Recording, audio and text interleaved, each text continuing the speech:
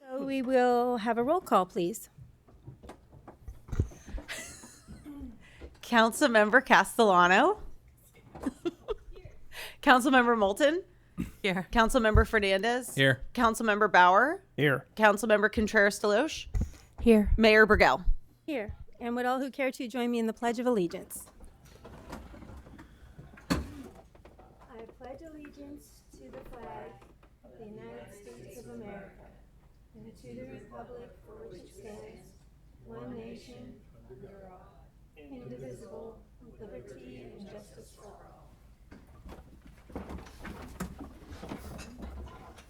Okay, and is there a report out of closed session? Mayor, no final actions were taken in closed session. Thank you.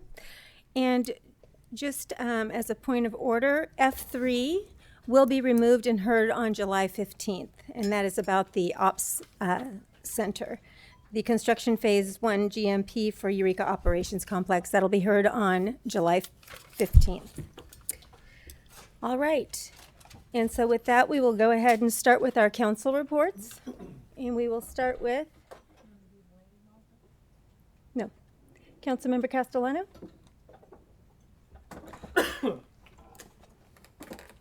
Sorry, I wasn't fully prepared to report, but We can come back to you.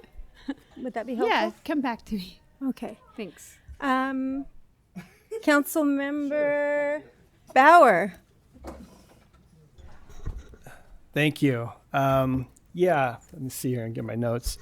A lot of meetings. I think Cal Cities had I'm on the finance committee for the state of California, board of directors for Cal Cities.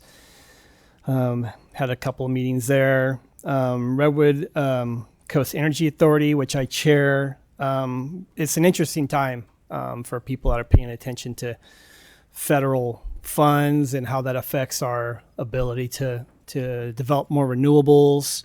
So it's a really challenging time for the state, for cities who have, mandates and objectives to, develop more solar, wind, and all those things. So suggest you tune in onto one of those meetings to understand kind of what we're dealing with as we try to make our community more sustainable when it comes to energy. I had a bunch of other meetings, but I will say, can't remember the last time. It's only been 2 weeks, or has it been 3? It's been 3 weeks. I also did, we had an exchange student that from Finland that we just sent home. And I just say that it was a wonderful experience for Rotary. Does a great job of having, helping with exchange and getting students here. And if you have an opportunity to bring a young person into your home from another country, I suggest you do it. It's we've done it twice now, and it's been great for our family. And just this, what you learn from others, from other countries and places of the world is really valuable. So I recommend it highly, and they're always looking for host families out there. So, and I'll just end with that. Thanks. Thank you. Councilmember Fernandez? Yeah, much in the same vein of everyone else. I'm just putting together my report now. Caught me a little off guard, but thank you. I know I'm planning for an upcoming trip here, I think, from the 20th through the 24th, going to Atlanta, Georgia for the National Association for Latino Elected and Appointed Officials, the NALEO conference. In particular, I was very welcome to have received a scholarship for both travel and lodging, with the caveat that I attend the workshop on housing and home ownership. So looking forward to the rest of their agenda. And then I know when we had last spoke, Councilmember Moulton and myself had met with the chamber in our 2x2, and I've since reached out to some of the advocates for the unhoused, and I'm trying to put together at least some sort of dialogue with some of the business owners. So I still need to finish and reach out to the chamber and their executive director. So thank you. Thank you. Councilmember Moulton? Thank you very much. I don't have any travel to report. I did attend the reopening of Humboldt Bay Fire Station 3 after it was closed for a remodel. The firefighters have been back in there for a little bit. We had an official reopening, attended that with the mayor. who got to cut a fire hose in half instead of a ribbon. Attended, I suppose that was supposed to be a 2x2, but it was just me with economic development. Did the chamber. The Humboldt Bay Fire Board meeting the July meeting has been postponed because of vacations, and we didn't have a quorum. And we'll have another meeting before we go, but I guess I'll talk about that later. Never mind. I'm going to say it now. Mayor Burgell and I have been invited to Kamisu, Japan. Eureka's sister city is celebrating their 20th anniversary of becoming a city, and they are going to fly Mayor Burgell, myself, and the leader, and Jay Tillman, leader of the Eureka Sister City Project, over to Kamisu for their anniversary party for about one day, but I'm looking forward to it anyway, representing Eureka and California in Kamisu. That's all I have for now. Thank you. Thank you. Councilmember Castellano? Great. Thanks for your patience there. Let's see. I organized a presentation with Aaron Eckhouse of California YIMBY at the Community Economic Resilience Consortium group. I attended a meeting with residents on C Street to share information about the bike boulevard. I just want to thank Jesse Willer for and Miles, City Manager Slattery for presenting some really great information there. I attended the Humboldt Transit Authority meeting at which we adopted the budget there, and the trail opening for the Eureka Arcata portion of the trail, and it's really exciting. So there's so much enthusiasm around that trail being open. So if you get a chance to take the trail between Arcata and Eureka, I'm this is adjacent to council, but it does overlap. I attended several meetings related to the Northern California Association of Nonprofits, which is part of a leadership group that supports nonprofits in the community. And coming up this Friday is the Humboldt Transit Authority Strategic Planning Session. And just so folks know, the North State Transit Symposium is taking place next week in Fortuna on the 15th through the 17th of July. Kind of a whole bunch of transit leaders, bus service companies from the northern part of the state and really throughout the state are going to be here to share ideas around transit. And folks should really understand that our local transit authority is really showing a lot of leadership in the state and in the nation in terms of hydrogen buses and a lot of the innovations around transit. So, buses are free this month. So if you get a chance, take a bus. All right, that's all I've got. Thank you. Councilmember Contreras-Deloche? Yeah. Okay. So I online attended the Board of Supervisors. They had an economic a presentation on economic development. I attended one of our Friday night markets and got to speak with business owners about kind of their feelings about how that's working and some of the adjustments that have been made. And it was nice to hear how favorable they were about the way that the city had worked with them and their different community, different businesses. Everybody kind of has different interests based off of where they're at. I attended the Home and Garden Tour. I also attended the Cal Cities Community Services. We talked about a number of different ways that budgetary changes are going to affect different programs in California and how that might trickle down and disseminate into our local communities. I got to go to a fundraiser and hear Frankie Myers speak from the Yurok tribe and talking about community investment and environmental investment. I got to visit the Crowley temporary housing that we have. And I actually used our trail to do that. So I spent 3 days on the trail. My spouse and I went Scott has something to say over here, but we but we had we got an opportunity to go across the trail. It's beautiful. I definitely think we need to figure out ways that we're going to increase accessibility for people who don't have the same kind of mobility as the rest of us. It's a really beautiful trail, and I would love for everybody to get to experience that. Let's see. One of the things we talked about for Cal City's community services, one of the goals is effective disaster preparedness, and there's a couple of trainings that are going to be going on up in Blue Lake that I'm going to be attending on leadership and kind of our role in being prepared for disasters. And then other than that, just meeting with different constituents, taking calls and talking with everybody, and I think that's the bulk of it. Thank you.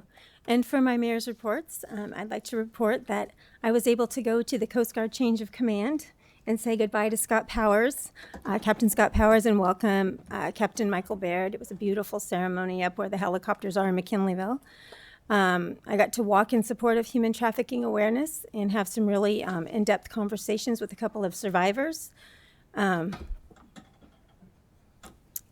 Powerful, courageous women. And they could certainly use our support in many ways. I, too, attended the grand opening of the Bay Trail, which is fabulous. Lived here my whole life. I've never been behind Brainerd, when you're going out towards Arcata. And now, guys, we can go back there. It's absolutely gorgeous. And the next day, we rode our bikes out to Arcata and then all the way back. And it was so beautiful to watch the fog come across the bay and have the sun. And it was just a fabulous thing. So if you get an opportunity, I'd really encourage you to use it. You can go out to Arcata, take breaks. There's lots of benches. Have some ice cream in Arcata and come on home. Let's see. I did the Arcata Marsh Run on the 4th of July. Bested my time again, so super excited about that. And I had the honor and privilege of meeting Jared and Kim with Pyro Spectacular, and I was gifted the opportunity to sign 2 bombs for the fireworks, one for my mother, who died in 1984, and one for my cousin, who died 20 years ago to suicide on 4th of July. So that was a very special moment, and I appreciate being invited and having that opportunity. I attended the Old Town festivities on the 4th of July, and really want to thank Amanda Kruschke for really doing a great job. I know it was a big team effort, but she goes out there like 6 a.m. and stays out there till like 8 p.m. And I want to appreciate the dedication that she has to that work, and it was a lot of fun. I met with a lot of constituents, rode the new trail. I went to the ribbon cutting for Humboldt Bay Fires, their new Station 3. It's so beautiful. And the interesting thing about their ribbon cuttings is they use the little tiny shears that you use for a first aid kit. So you're trying to cut this little tiny hose with these little tiny shears. It was kind of a interesting thing. And then I was able to go to the grand opening of the Community Learning Center at the Boys and Girls Club. It's so awesome. There's this wonderful, AT&T donated all this equipment, computer equipment, to teach our kids AI, all the different things to keep them up with what's going on in the world and in the computer sciences. And it's just such a gift for them to do that. And the kids were in there. Of course, they wanted to play video games first thing, but they'll learn other things as well. And then I wanted to thank Hank Seaman and the whole team that for the last 20 years have been working on the trail. It's been a long haul, and the tenacity that people put into things really matters. And then 2 other things that came forward as we were hearing reports. One of them is that the fish market is happening on the 12th down at Madaket Plaza. So if you're looking for fresh fish, head on down. And then lastly, Friends of the Dunes, we were talking about mobility. Friends of the Dunes now has a beach wheelchair. So if you have friends and family that haven't been able to go on the beach because they don't have the mobility, there's an opportunity for that now. So you can look them up. So that's kind of what I've been up to. Not too much lately, but some. And we will now move on to the public comment period. This is the time for members of the public who wish to be heard on matters that do not appear on the agenda. City Council policy is to limit each speaker to 3 minutes. Such time allotment or portion thereof shall not be transferred to other speakers. Pursuant to the Brown Act, the City Council may not take action on an item that does not appear on the agenda. The time allotment for public comment on non-agenda items is a maximum of 30 minutes, shall be allotted to receiving public comments at the initial comment period, public comment period. If necessary, an additional period shall be allotted to public comments after city manager reports, but only if the first 30 minutes of public comment period was not sufficient to allow all those who wish to speak to do so. And the public will be allowed to speak concurrently with the calling of an agenda item following the staff presentation of that item. At the time an item is considered, the mayor will ask those attending the meeting in person to line up on both sides of the council chamber or raise their hands. And for remote participants to use 9 on the telephone or raise hand function in Zoom if they wish to address the council. The maximum amount of time for each person to speak and the total amount of time allotted for each item will be determined based on the number of people indicating an interest in speaking and the amount of business to be conducted on the agenda. In certain circumstances, when necessary to ensure a full opportunity for public input, the mayor may adjust the amount of time allowed for public input and/or the time allotted for each speaker. Do we have anyone here that would like to speak on non-agenda items in public comment? Come on up, Joanne. Welcome.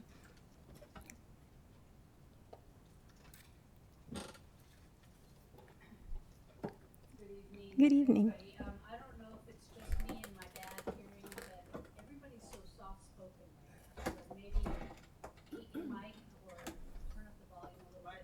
Can you get Oh, your mic's not on, Joanne. okay? It's at the base of the microphone. Okay. We hear you now. But same about you. My name's Joanne McGarry. Thanks for hearing me out. And I do live in Arcata, so that's what I have to say to begin with. But I was in Eureka speaking at the County Board of Supervisors this morning, and I had to take some friends to the emergency room at St. Joe's, and now I'm here to talk to you about climate and disaster preparedness, and also about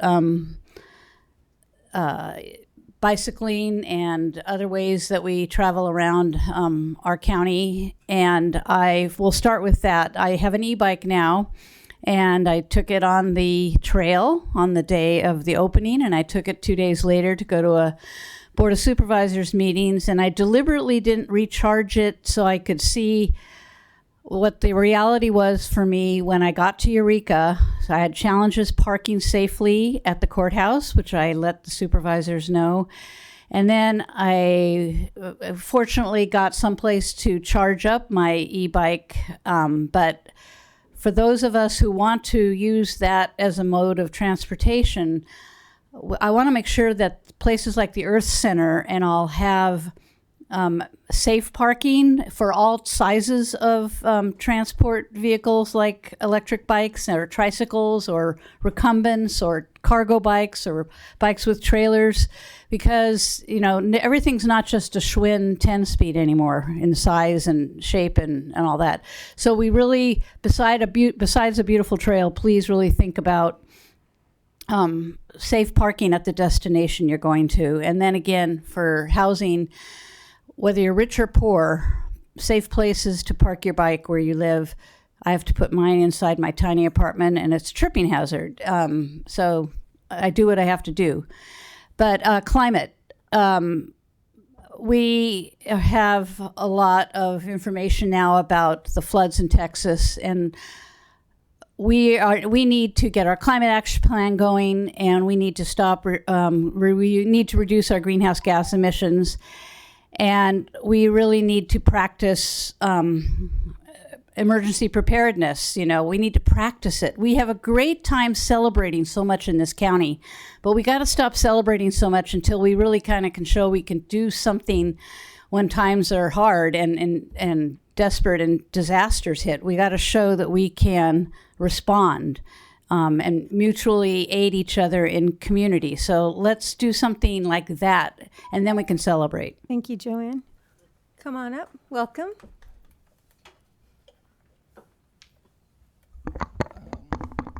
Hi, I'm Andrew DeWitt. Thank you. You're welcome.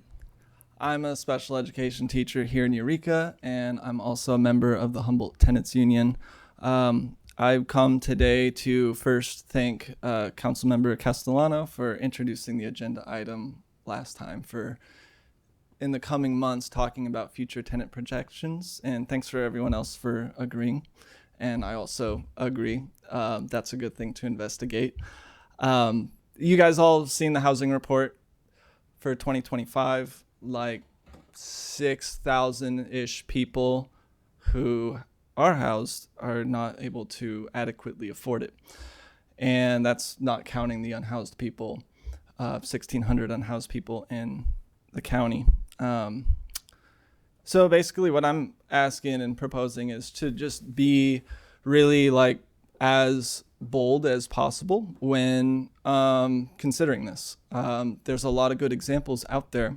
Richmond, for example, in 2016, declared the housing a public health and safety emergency, which granted the locality an ability to enact a emergency rent freeze, which is temporary, but it's not nothing. Another idea is a rent board, which would, if made up by renters themselves or tenants themselves, is pretty good because it really does bring democracy to an institution that has really no democracy. Every year, my rent raises by more than my income, and I'm a teacher. I feel like I have a really good job, and I should be able to continue affording where I live reliably. So having a rent board would essentially be a body that landlords would appeal to if they were ever would want to raise the rent or evict someone. And really, tenants kind of don't have any say in when the rent is raised, by how much, or what that money is spent on. We kind of are just told like, oh, you could move or apply for a voucher or some other really just like, I don't know, just nothing really. So this is me asking you guys to be bold, and there's a lot of people out there who are not afraid to be bold, and they're snatching people up in the street and ruining everyone's life. And yeah, and also on the Velo thing, boycott Velo. Thank you. Thank you, Andrew. Come on up.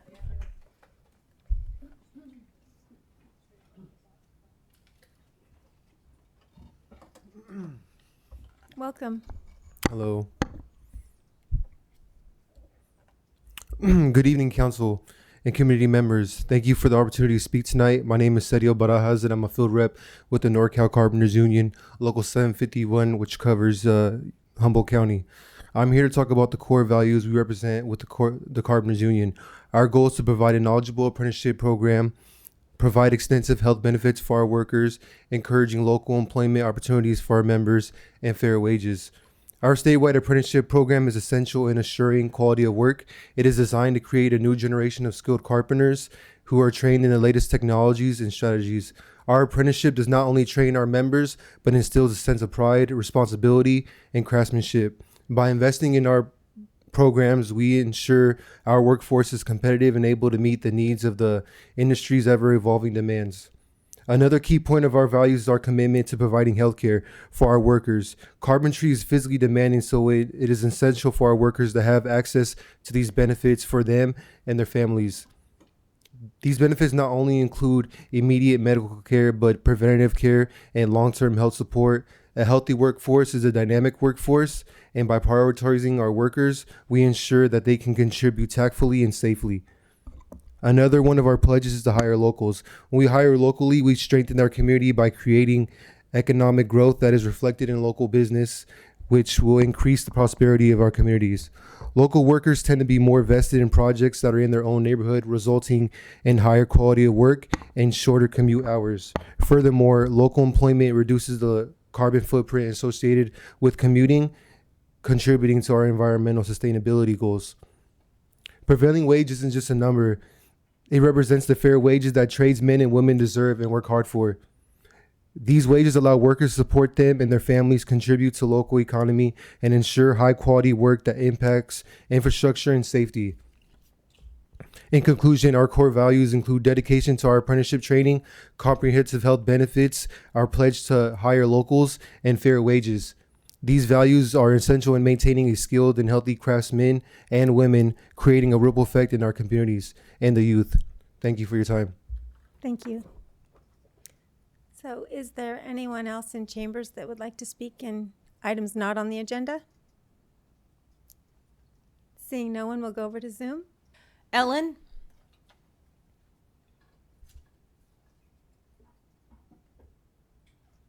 Hello, City Council. I would like to start thanking Council Members Fernandez and Castellano for sending the letter to CalPERS Board of Directors demanding they divest from companies that are supporting Israel's genocide in Palestine. I also want to thank Katie Moulton for requesting a staff report regarding this issue. We're really looking forward to seeing that. I do want to let you know that the letter has been updated based on the 2023-2024 investment report, which was just released last month. And that is available on our website at divesthumboldt.wordpress.com. And you can also follow us at divesthumboldt on Instagram for updates. Unfortunately, I also need to address something that was said by my council representative at the last meeting. And I promise I have reviewed the decorum rules for public comment and will follow them, so there will be no need to interrupt me. At the last meeting, Councilmember Bauer spoke about the politically motivated attacks on state senators in Minnesota, which resulted in the tragic deaths of 2 people. A moment of silence was had, which was fine, but Scott also used these people's deaths to reprimand us all once again for not speaking nicely enough to him. And Kim agreed with him, of course. The alleged assassin in these attacks was a right-wing white man with a history of military service. And yet the only people I've heard Scott directly admonish for our public comment are those of us who spoke out against the city's proposed ordinance that would have made homelessness illegal. He made these comments on April 15th of this year, so it's hard not to see last month's comments as a continuation of this admonishment. Although I believe those of us he was addressing have nothing whatsoever to do with any assassination activity in another state, let alone in Eureka. Furthermore, I was appalled to hear Scott use this tragic loss of life as another excuse for him to whine about having to listen to us disagree with him. Once again, Councilmember Bauer is using his platform to center himself and his feelings, and in this case use the deaths of people in another state to do so. Frankly, I'm tired of having to use my public comment time to call out these deplorable statements by my own council representative. Please do better. Thank you. Jamila?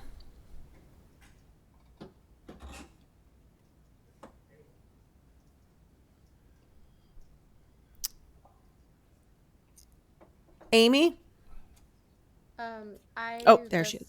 Yeah, I was not able to be unmuted, so thank you. Hi everyone, my name is Jamila. I am one of your local Palestinians who has family in Gaza being bombed by the Zionist state. So I wanted to just come here and uplift and really emphasize how important it is that you take real steps towards divesting from genocide of Palestine, specifically in this context, uplifting what Ellen just said, that you pursue the CalPERS divestment from companies that are profiting off of the settler Zionist state's assault on Gaza, on my family.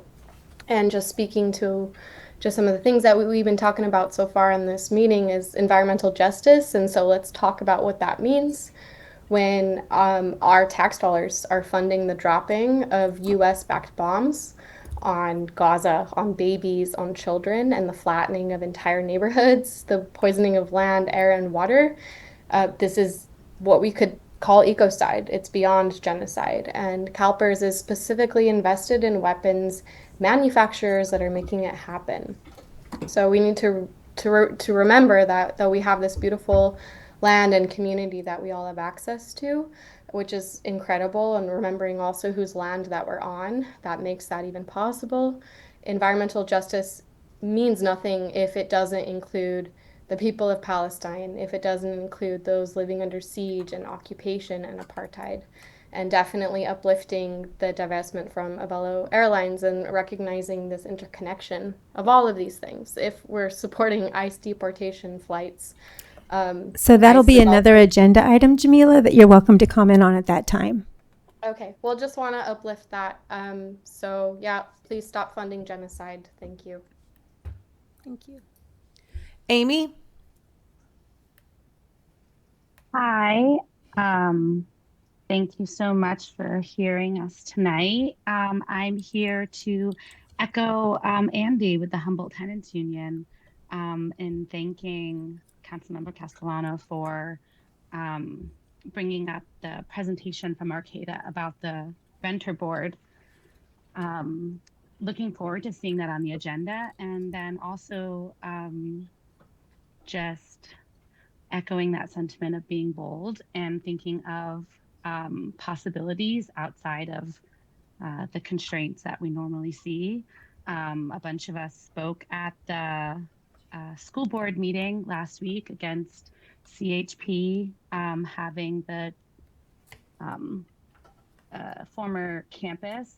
We were a little late, but we learned that school boards in California have the capacity to build housing dedicated to teachers.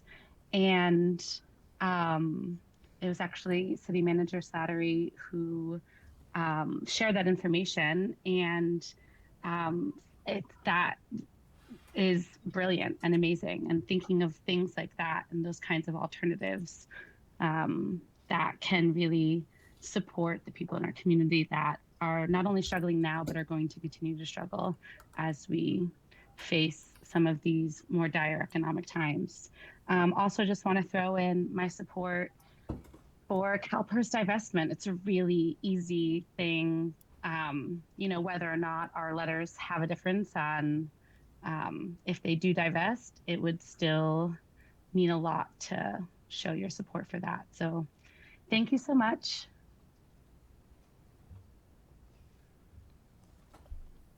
Thank you, Amy. Okay, and with that, we will close the public comment and bring it to public hearings. Public hearings are scheduled for a time certain of 6 p.m., which we're a little late unless noticed otherwise.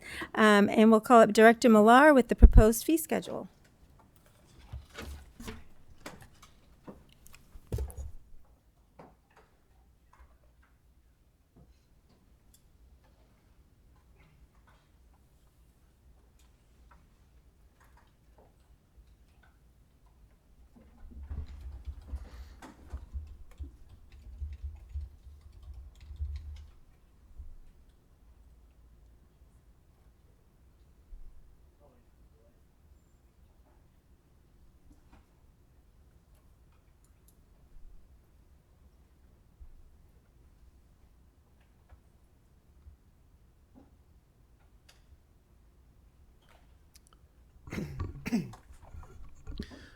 Good evening.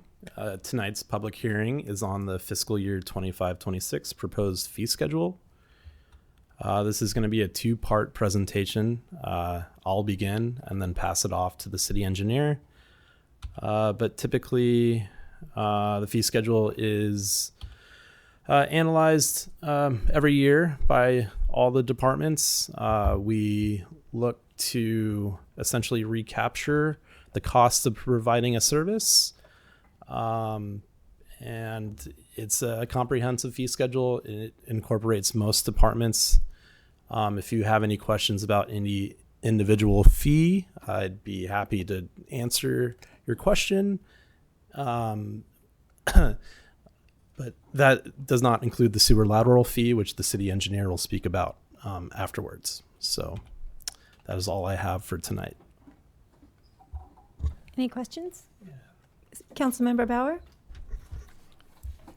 Thank you. I was looking at page 27. It's the tree removal permit. I think it's E1. I'm just curious, what does the fee actually cover? So I believe that Director Kenyon should be on Zoom. I believe this is related to the previous ordinance. Never mind. Yeah. Go for it. The tree removal permit is if you're removing more than 5 protected trees of 24-inch diameter or greater in a 10-year period. And the fee is because I believe there is a public hearing on it and noticing. Okay. That's what I was curious about. Thank you. Councilmember Contreras-Deloche? Hi, I just had a couple of questions. It was page 48, 49, and 50. It was all fees related to just changes in fire. And I just was curious. So, for instance, on page 48, talking about work performed by streets and maintenance administered by the fire department, going under there, the costs per hour, and some of these have like 40 and 50% increases. And I was just wondering, is that because they were priced way too low? It just seems like that's a big difference. And I was wondering how to account for that. Can you read the fee again? I'm sorry, I don't have it. Yeah. So, for example, on page 48, there's the state mandated licensed facility inspection section, like final fire clearance per hour, 1 hour minimum, $98.60.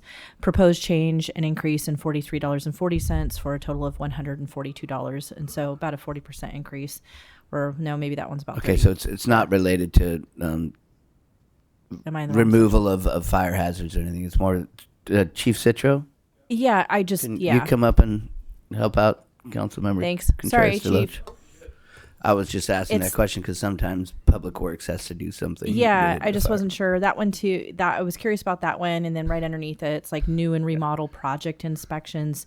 You know, some of those had increased from 295 to 426 or 197 to 284. And it was a big enough leap that I was wondering if it was because we were under or like what had happened. Yeah, so what we discovered when we adopted our fee schedule for the JPA, which the city also has to adopt to, that our fee schedule has not been increased since the formation of the JPA in 2013. So those costs have not gone up. Specifically to the plan reviews and things like that, we use a third party to do our plan checks and reviews for us, and their costs go up, so we get 100% recovery of that cost for that.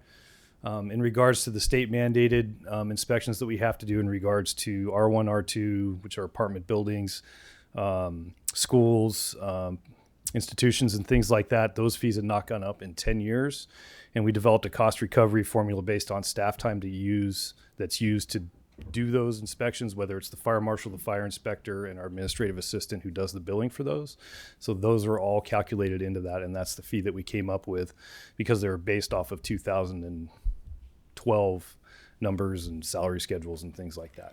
Yeah, I wondered when I was going through it, I thought some of these look a little bit low, and I wasn't sure what the reason was for it, but it sounds like it's been sitting there for 13 years. It has. And It has. hasn't. When I took over and we went to adopt the fee schedule, I sat down with the fire marshal and the business manager, and we looked over all our fees and discovered that, and went back and back and back and tracked them all the way back to the formation of the JPA, that they had not been updated in 11 years pretty much. So.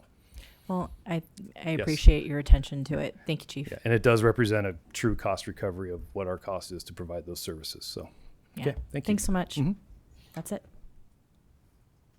Councilmember Castellano? Thank you. This is related to the lateral fee increase. We're going to do a quick presentation on that okay. with Director Sorry Willer. about that. Oh, never mind. Oh, go ahead, Councilmember Bauer.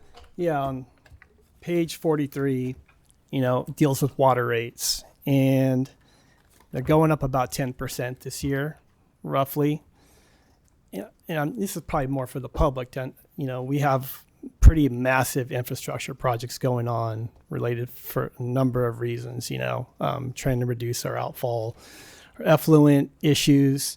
But my question is, when do we expect our rates to kind of level off to something more closer to the CPI or something? Because we've been doing this quite a bit, So I will say this: that the majority of the increases that we've had for our last two rate reviews were based off not doing them leading up to an older infrastructure, rehabbing older infrastructure, those type of things. In the future coming forward, I don't see any flattening out, especially due to our permitting issues related to wastewater. Maybe on the water side, we'll catch up and we'll see that flattening out. But from the wastewater side, because of our permit situation, because of the consent decree that we have with the court decision, I don't see that happening at a minimum the next couple of rate reviews. A big factor in that is what we're going to be doing with our outfall. Right now, we're in discussions with the regional board and working on maintaining our bay and estuaries discharge as opposed to an ocean outfall. There could be a significant, very, very significant increase if we're looking at an ocean outfall. And so those are yet to be determined. We have had good conversations with the regional board about our existing bay and estuaries discharge. And so we're hoping we keep along those lines, and that'll help minimize those increases. But on the wastewater side, I definitely don't see it flattening out anytime soon. When was it built? When was our wastewater facility built? 83, I believe. It was in the 80s after the we got money from the feds in order to build it, but it was in the 80s. All right. Well, I just want the public to understand. I mean, it's one of those issues that's kind of beyond our control, but something that we need to really work hard to figure out how to keep our costs down. And we need a lot of legislative help with this. We've talked about this with council. We've talked about the state revolving fund that is you're eligible for it if you serve less than 25,000 people. We serve 45,000 people with the city of Eureka as well as the HCSD users of that. If that number is changed, we have access to a lot of other funding. And then when we look at sea level rise and we look at wastewater plants that are in areas that are vulnerable, I think there needs to be a lot of push from the legislature to look at funding for relocation of distribution system and collection systems and treatment plants and those type of things, because the costs are going to be so prohibitive to have those be put on the back of ratepayers, because it's going to be a significant amount of money for potential relocation of those facilities. And even armoring those facilities will be expensive too, even if you don't relocate them. Thank you. Anything further? Councilmember Contreras-Deloge? Back to the point that Councilmember Bauer had brought up, I know I had said, I think the last time we raised them, that I wasn't going to raise them again, that I was going to vote no this next time this came in front of me because people are broke. And I just am wondering that, and obviously everything's coupled together, so I'm not in a position to do that. But I'm just wondering if there isn't anything else that we can do, because really a 10% increase is significant when nobody's income is increasing at that pace and people are really struggling. And so I am very uncomfortable with us continuing to increase rates on ratepayers. I'm not uncomfortable. I don't want to do it. Yeah. So this was a part of the last rate review, and when we did this, it was over a 5-year period, and it was spread out. I forget what the water and wastewater side, but one of them was close to 60% over those 5 years. We are going to be doing another rate review next year, correct? So fiscal year 26-27 is the final year of the previous rate study. So we'll begin looking at a new rate study sometime next fiscal year. Yeah. And, a lot of these things we're trying to decrease the costs through those sea level rise things. We're looking at funding to protect not only our infrastructure, but also prepare for sea level rise, so we can get kind of, climate change type of grant funding that will help offset the cost for our wastewater treatment plant. So we're looking at those options because those are available to us, and there are grant fundings available for those, living shorelines, armoring shorelines, those type of things. There's those monies available for sea level rise, not necessarily for wastewater, but it'll help alleviate the costs that we'd have to put on our ratepayers for those situations. As far as the treatment plant and stuff like that, there really needs to be some legislature. There needs to be some really big time legislature. When the Clean Water Act went through, we had to put this treatment plant in place. We had hundreds of millions of dollars that are made available to us to build this treatment plant.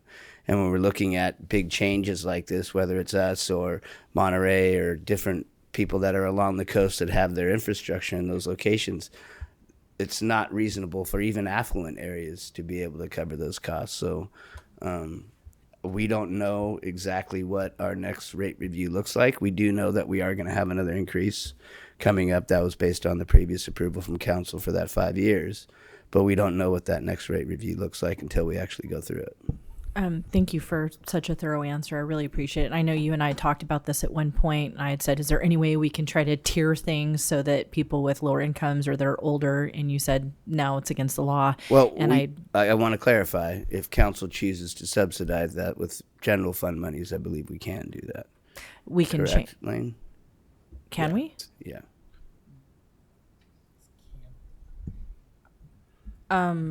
Okay, that'll be in a requested future item then, I guess, for you guys to come back and explain or report things to us at another time. My understanding, I thought that it was something that we couldn't do because I knew that the governor had vetoed multiple attempts for that to be changed, but there's some other workaround where we could. Prop 218 doesn't allow you to base your rates off of that, but if council chose to say we want disadvantaged community members to be subsidized, we can find an alternative source, not from the enterprise funds itself, from another funding source like the general fund to offset that cost. Okay, I don't want to belabor is it okay if I ask one more question on this along the same line? Do you know what kind of limitations are placed on that? Is it something that can be done for people who are elderly, handicapped? Is it based off the income, age, disability? Like our discretion. Yeah, it's your discretion. We can design the program as the council sees fit. It's just remember that comes from the general fund and would go away from the general fund for other purposes. But yes, no, I understand that. There's a lot of different things that the general fund goes to. I think making sure that people are able to keep their water going when they're in poverty might be, or elderly or disabled would be a significant good use in my opinion. Thank you. Thank you. Councilmember Castellano? Only because it's come up in the course of this discussion. I mean, we have had programs that did, offer relief for folks who were unable to, pay the full of their bills or pay their bills.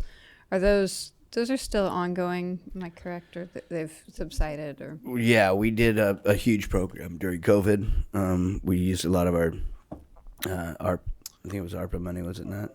It was the CARES program. Yeah, the CARES program. We used money program, to cover costs associated with that. It's not happening now. We don't have any funds left over, correct? We also did as part of the participatory budget process. Okay, that was the one. Added more money to that program, but yeah, we could quickly put that back together with the funding. Yeah, and we did that, I believe, was for rent, though, wasn't it? And utilities. It was both rent and utilities. Yeah, we did do that. Yeah. Okay. We also delayed water and wastewater increases during the pandemic. So instead of, because the fee the rate study assumed that we would do increases every year, and we delayed it, I believe, 2 years during the pandemic. Anything further down here? Go ahead. Follow-up question about the delay during the pandemic. That was pre-me. Was that just anybody who was kind of struggling, and it was based off the fact that it was during the pandemic? What was the parameters on that? It was the entire rate increase. So basically, instead of going 10%, these aren't exact numbers, but just to say, in 2020 we were supposed to raise it 10%. In 2021 we were supposed to raise it 10%. In 2023 we were supposed to raise it 10%. We didn't raise it 10% in 2020, and we didn't raise it 10% in 2021. But in 2022 we raised it 30%. And the thought process on that at that time was what? Like what was that lessen the impact? ARPA? One of the major categories with the ARPA funds, or the eligible categories, was water and sewer infrastructure. So we took some of the monies received through ARPA to pay for capital projects, and that allowed us to keep the rates flat for a temporary period of time. And I guess that's maybe a question for council members that were serving. Was the intent basically like, hey, we're during a pandemic, and assumption of kind of financial strain during that time? Mm-hmm. I would argue we might be there again. Okay, thank you. Okay. So sewer laterals? Yes, so I'll invite City Engineer Willer up here. Derek, can you pull up the presentation?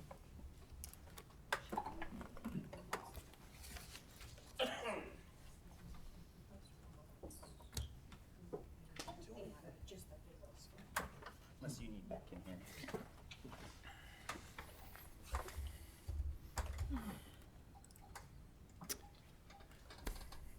right. Good evening, Mayor and Council. Tonight I will take off where Finance Director Millar left off and talk a little bit about our sewer lateral fees that are represented in the updated fee schedule here.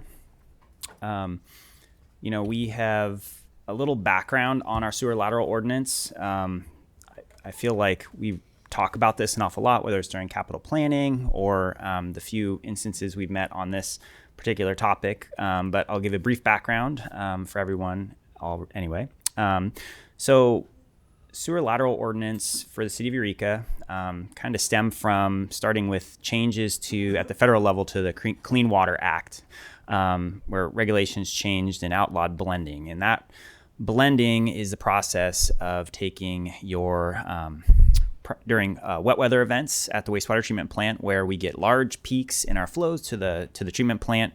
There's a lot of inflow and infiltration that gets in the collection system that comes down to the treatment plant and results in large flows there. Historically, the way our plant and the majority of plants that were permitted during this era in the 80s, they were allowed to blend their effluent, meaning they would take their primary effluent and they would and the treated effluent they had, and they would blend it together. They would disinfect it and discharge it, and that was an okay thing to do. And it didn't result in limit violations as far as effluent limits and testing through those times. So it wasn't a water quality issue, so to speak. But times have changed, and at the federal level, that required blending to be outlawed. That in turn had the Regional Water Quality Control Board react to that and make changes to discharge permits in the state of California, including the Elk River Estuary or Elk River Wastewater Treatment Plant. What we do know about I&I and, well, those changes, I should say, to the permit really required us to eliminate bypassing of wet weather flows, meaning we need to treat all the flows that come through the treatment plant. So one way you get at that, outside of making changes to the treatment plant, is to make changes in the collection system. Limit water from getting into the collection system, and that can come from a number of ways. That can come from repairing mains, repairing laterals, trying to find sources of inflow into the system where there's plumbed storm drains that may be connected into the system, which are those are very rare, actually. We don't see a lot of those. So that's really, that causes I&I. It causes that to have that condition where we would have large flows at the treatment plant, needing to treat a lot more water. So you're sending 5 to 6 more times water than you typically would down through the treatment plant, sometimes 7. And our treatment infrastructure was never designed to do that when it was installed during the 80s. So limiting it in the collection system and making changes at the treatment plant is a way that you can kind of get at it from both directions. You can kind of limit the amount coming down the pipe to the treatment plant, and then you can also make changes at the treatment plant to treat a larger volume of water for secondary treatment. Laterals fall in the category, and they're a very actually high contributor to the I&I picture. Mains contribute, laterals contribute. Laterals tend to pass through yards rather than being in the paved roadway, and in yards you have trees, you have other things that can get into where roots can intrude into the lateral, where you have a lot of joints. In our case, we have a lot of clay, vitrified clay pipe around the city, so that causes there to be damage to the pipe, allows more groundwater or rainwater to get into the system and go down the pipe. A little background on specific to the ordinance. It was adopted in 2020 with that kind of background in mind of trying to limit I&I into the collection system, knowing that we had these regulatory issues that we're dealing with at the treatment plant. In 2023, we added a point of sale trigger to the sewer lateral portion of the municipal code, the sewer lateral ordinance. That was a requirement of our settlement with Ecological Rights Foundation. They stood hard and fast on that as something that had to be as part of that settlement agreement. And so that was included in 2023. Also during that time, we added in a fee in lieu option to pay for lower lateral replacement via a city project. So that's kind of where we're at today, talking about a fee in lieu. We have this fee where the city puts out a project. That project installs laterals. We give folks an opportunity to basically pay into that project at a discounted rate, about a 20% discount to what the actual bid cost was for the project, in order to have an easy way to have it taken care of. More or less, you pay a fee and it's taken care of for you, and it's a reduced fee option. This also leaves the option if folks want to have a private contractor install an upper and that's for the lower, I should say, but it also provides an opportunity for the lower to be done by a private contractor if the homeowner chooses. And 2024, there was an exception revision to the exception section that was relatively minor, but that did occur. Here are the current triggers. So as we just talked about, there is a point of sale, but there's also a long list of other triggers as far as building permit valuations, adding ADUs, increases in fixture units, changes to flow or strength. If there's like a change of use of the property, that could trigger. If there's a subdivision, if you're subdividing a parcel into multiple parcels, that would trigger. If there was a city main replacement, that's a trigger for lateral for the program. And then broken lines. If you have a break in your system a number of times, then that's going to trigger you to get it inspected and determine if you need to have it replaced. So now to the fee section. First, a brief recap of where we've been. So in February the 18th, during our mid-year fee schedule for 2024-25, there was a report by the finance director, and there was a fee for a deep lateral was added to the fee schedule. The outcome of that was that meeting got continued until the next meeting. So March 4th, 2025, again, a report was given on including background on the sewer lateral fee in lieu. Council moved forward with the mid-year fees, but they did not move forward with the deep sewer lateral fee. At that time, council encouraged staff to review the fee and work with interest groups, including the realtors group, before coming back and presenting again, which we're moving towards right now. So since that time, the city staff have met with, as requested by the realtors group, we met with local contractors who do this type of work. So we met with a number of contractors and kind of talked with them about, hey, what are options that we could look at to keep the cost down as far as sewer lateral installations go? Because everybody's interested. We're definitely interested in keeping costs as low as possible for these. So what can we do to work with to bring costs down? And the contractors had a few suggestions, the main one of which was to eliminate the Y connection to the main. So Y connection to main, that's where the lateral connects to the main itself. Our previous detail had a section of the main that would be replaced in order to have that connection go in and be fully plastic onto the main.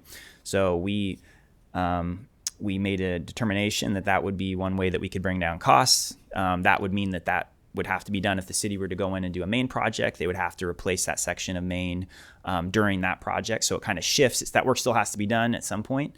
It just shifts it from being a part of the private sewer lateral to being part of the public main. So we made that modification, and we included that modification in our 2025 annual sewer lateral project bid. That bid was opened here in the last couple months. Since that time, we met with the realtor groups a few times, twice with the lateral subcommittee, and listened to concerns, answered questions, and discussed options for the fee. With our 2025 project, we calculated a new fee in lieu based on 3 years. The 3 years, we've only had 3 years where we've actually put out an annual lateral project. So over those 3 years, we averaged what our bid item costs for lateral installations were, and then we averaged the cost over a 3-year period. So a number of averages there. So we wanted to arrive at one fee versus having multiple fees for deep and shallow, requiring a lot of extra, try to keep it as simple as possible and fair as possible. A A fee for a non-standard installation was discussed during that time, clarifying, that the city engineer would estimate the cost of installation, and that would be the cost for the fee in lieu for non-standard installation. So that's what you see in the fee schedule now, is that that non-standard being clarified in there, and basically that estimate that we put together in the city engineer's office becomes like, that's what we're going to move the project ahead with, and move that forward, and whatever that ends up costing in the end, that'll be something that's bared on the city's project moving forward. Fee in lieu calculation. So this is the calculation, trying to be as clear and with everyone. This calculation was provided to the realtors group, and hasn't. The only change that we've had since then is we've rounded down from what the actual cost would be, the $9,048, with a 20, that includes that 20% contribution from the city's enterprise fund. We rounded that down to 9,000 for a clean number that's easy for people to deal with. So that's a 20. So basically, we're including more of an enterprise contribution to the fee there. So this is what the fee schedule looks like currently. I'll start at the top with the red. There's a section here with the 4,000 that says installation of new sewer laterals. So that is a holdover fee that was in the fee schedule prior to there ever being a fee in lieu or sewer lateral ordinance. That fee was to have city staff go out and install a lateral for a new installation, and that doesn't seem to make as much sense now, considering that we're making that everybody else who's doing going through the lateral program, they don't have that option to use the 4,000.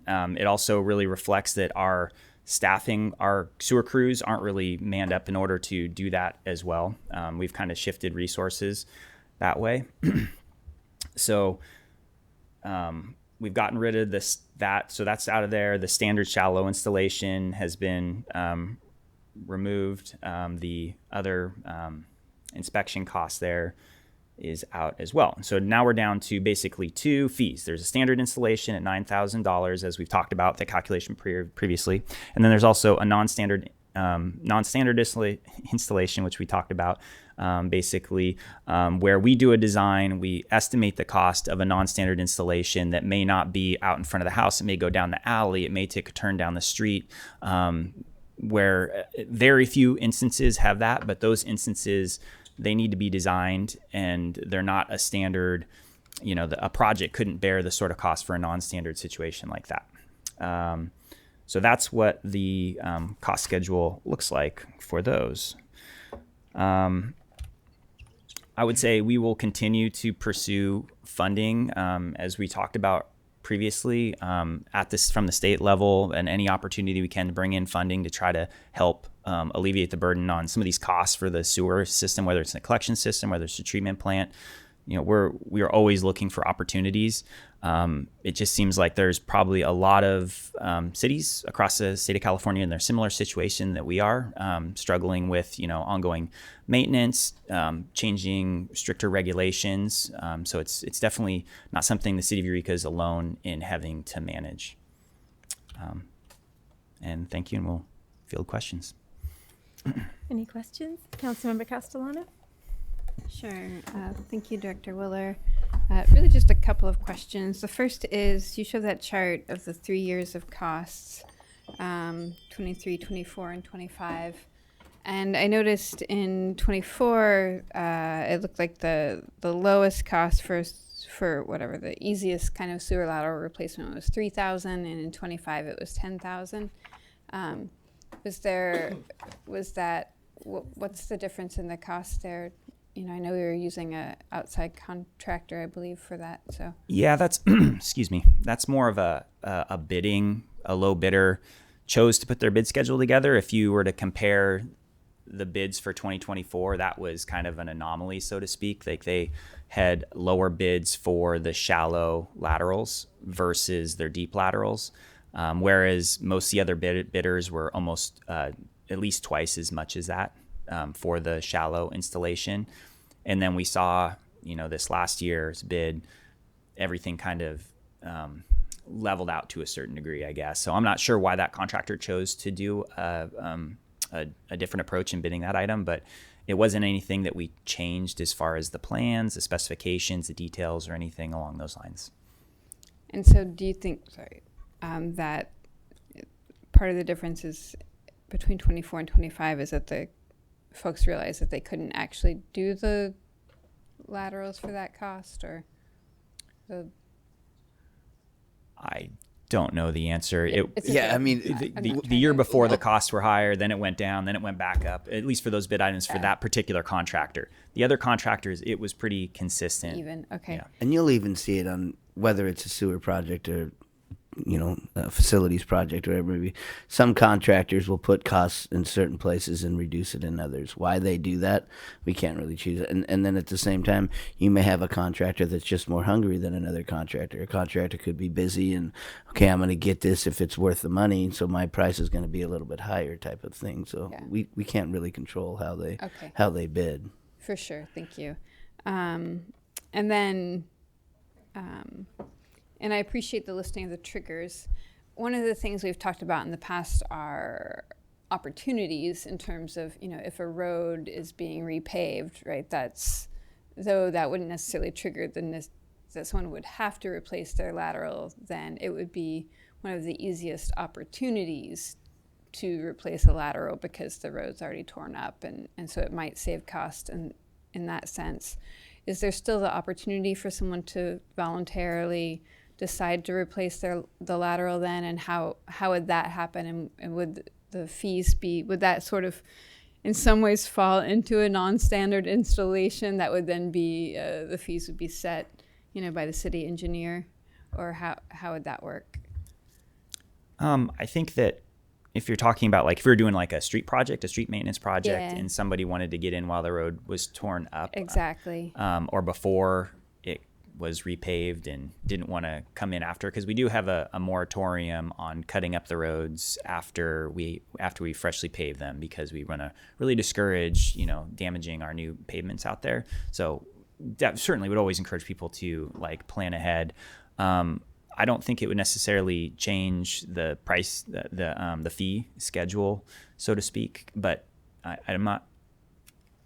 I think what Councilmember Castellano is saying is, if they were to choose to do that, that doesn't automatically. I'm trying to answer this question at the same time, so sorry. But just because they're choosing to do it outside of the regular process, it's not a non-standard. If somebody chose to do that and they had a deep lateral that was a regular lateral out in the middle of the street on the main, the costs would be the same, and it wouldn't be the non-standard that would require an engineer's estimate. It would still be the $9,000. Correct.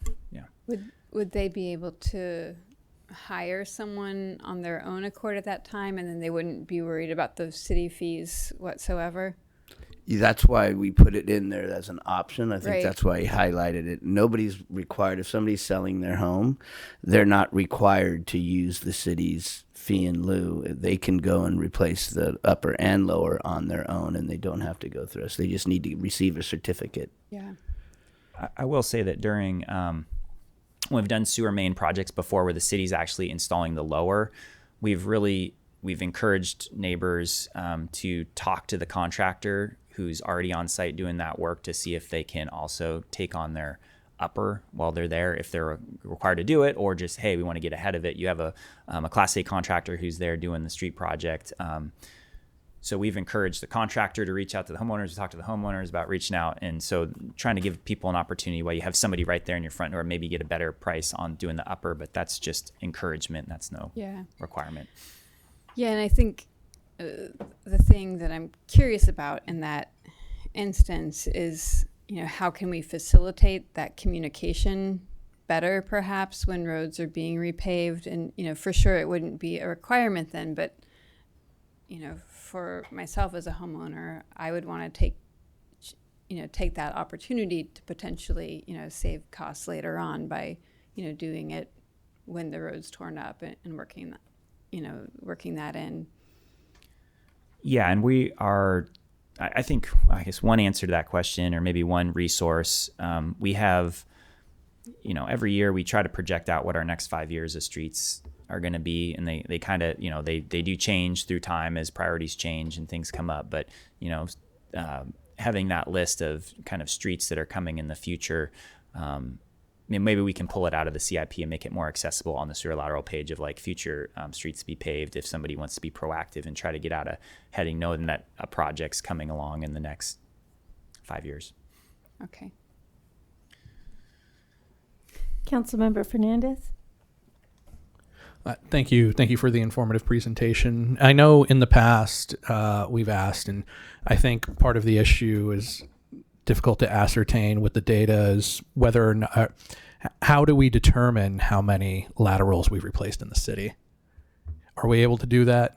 Well, not so much how many we've replaced. I'm sure we have that number, but rather how many still require some sort of replacement.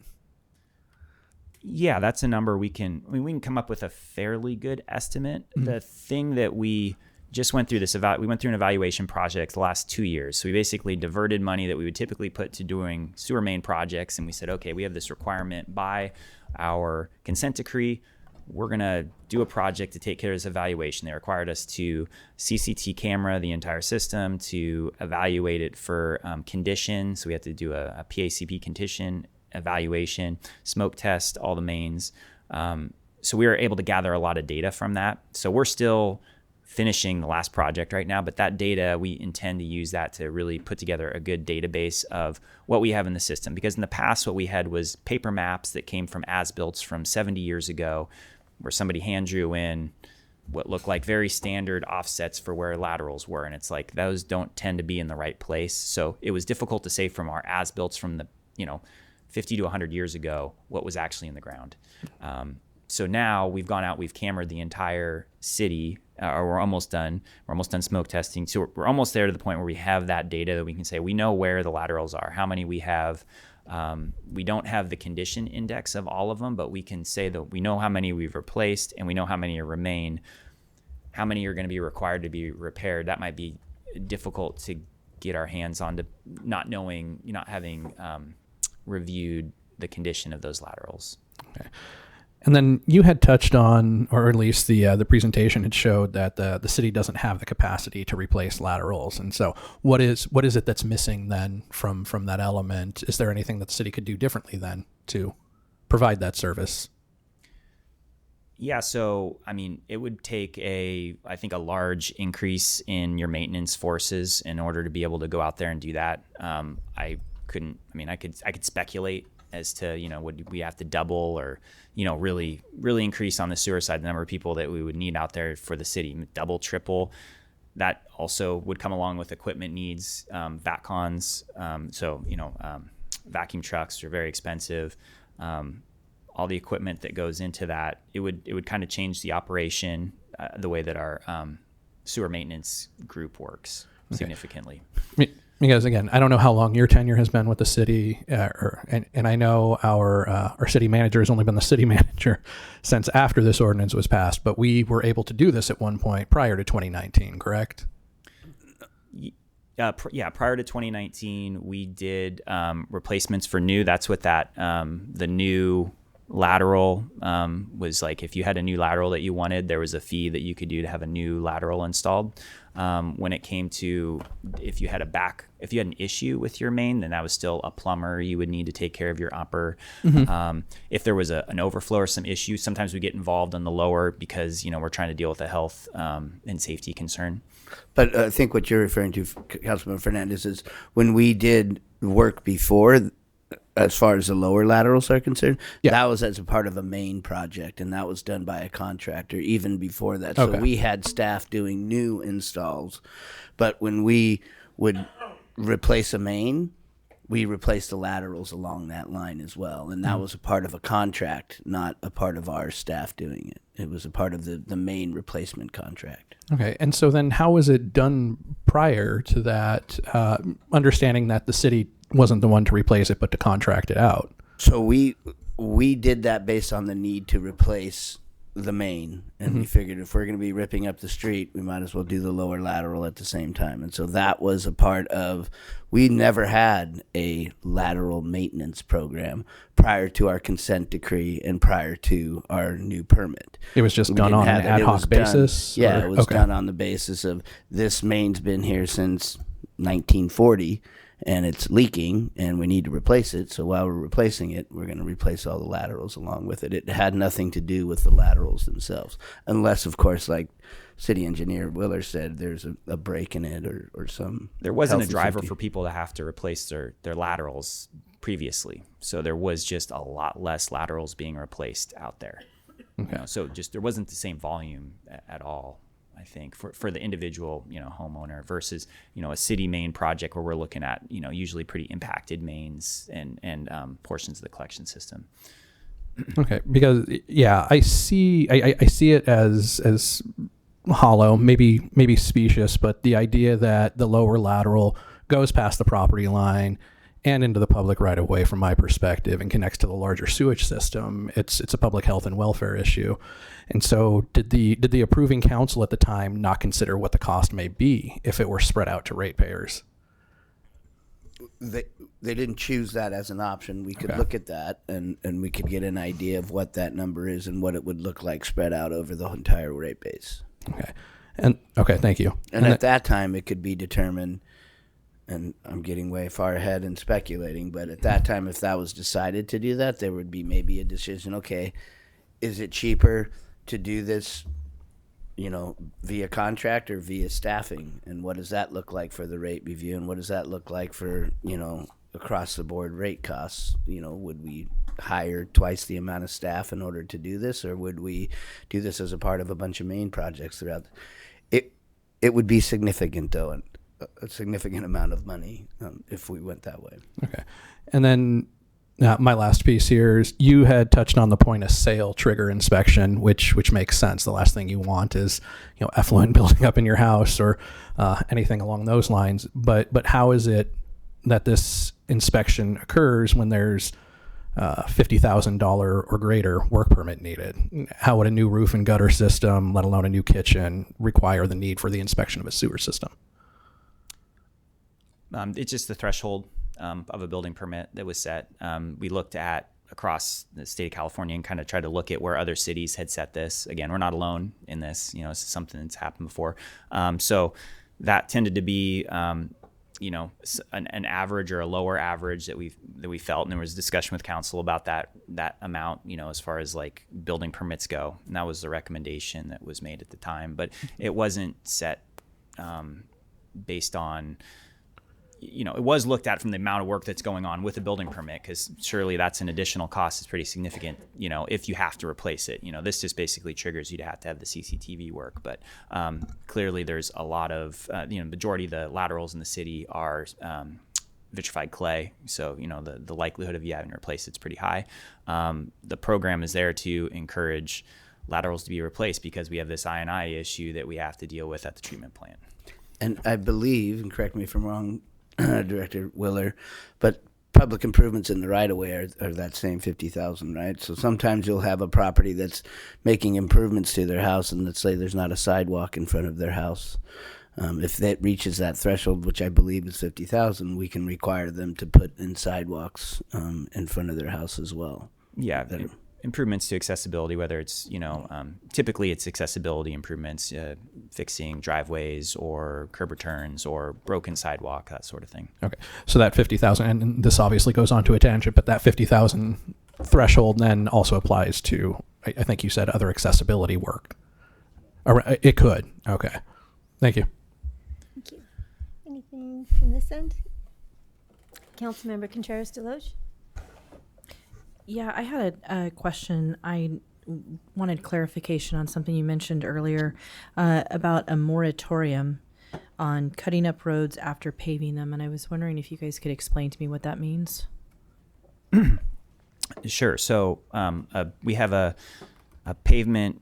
What's it called? It's a street moratorium. Basically, we have it's codified that they're for 5 years. after a street's paved that, if you're going to cut up the street, there's other standards that you have to adhere to, basically meaning if you need to, for example, if we pave a street and PG&E comes in and say they want to put a new gas main in, then they can't just do like a regular trench width to do that. They have to extend their limits in order to repair the pavement to a higher degree because, it's a brand new facility that we just installed. But the same thing would apply to any cutting into a new pavement after we pave it. So if somebody goes out into Myrtle and they want to put they need to cut into Myrtle for whatever reason, whether it's one of our franchise utilities around here or it's a lateral in this case, they would have to do a wider patch through there in order to repair it to a higher level. So in the cases of an individual owner that needs to repair a sewer lateral, would that cost fall to them to do that paving? If they're not part of, yes. If they choose to use a Class A contractor to do their work, then the patch would be wider than if the street hadn't been paved. And so therefore there would be more cost. Typically there's more cost associated with that because you're putting more asphalt, more saw cutting, more materials. Okay. When you guys paved H&I, right after it was paved, there were a whole bunch of places where people needed to cut back in. What was the reason for that? There was a few different things going on there. One of the issues was we had, I think due to the construction, part of the sewer main where we had some issues with the sewer main had some failures. I think you'll see kind of a series of patches going down the center lane. So that's what those patches were there from is, a lot of vibratory compaction happening on the roadway and loosening up underneath where that vitrified clay main goes through there. But then there also were a couple of patches that were cut in there, I think for sewer laterals at the time.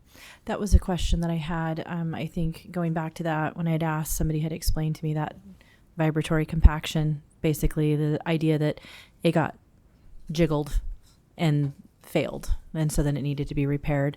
What I'm wondering about just to be clear, it was the wastewater infrastructure that got jiggled and needed to be repaired because of the equipment being used to pave.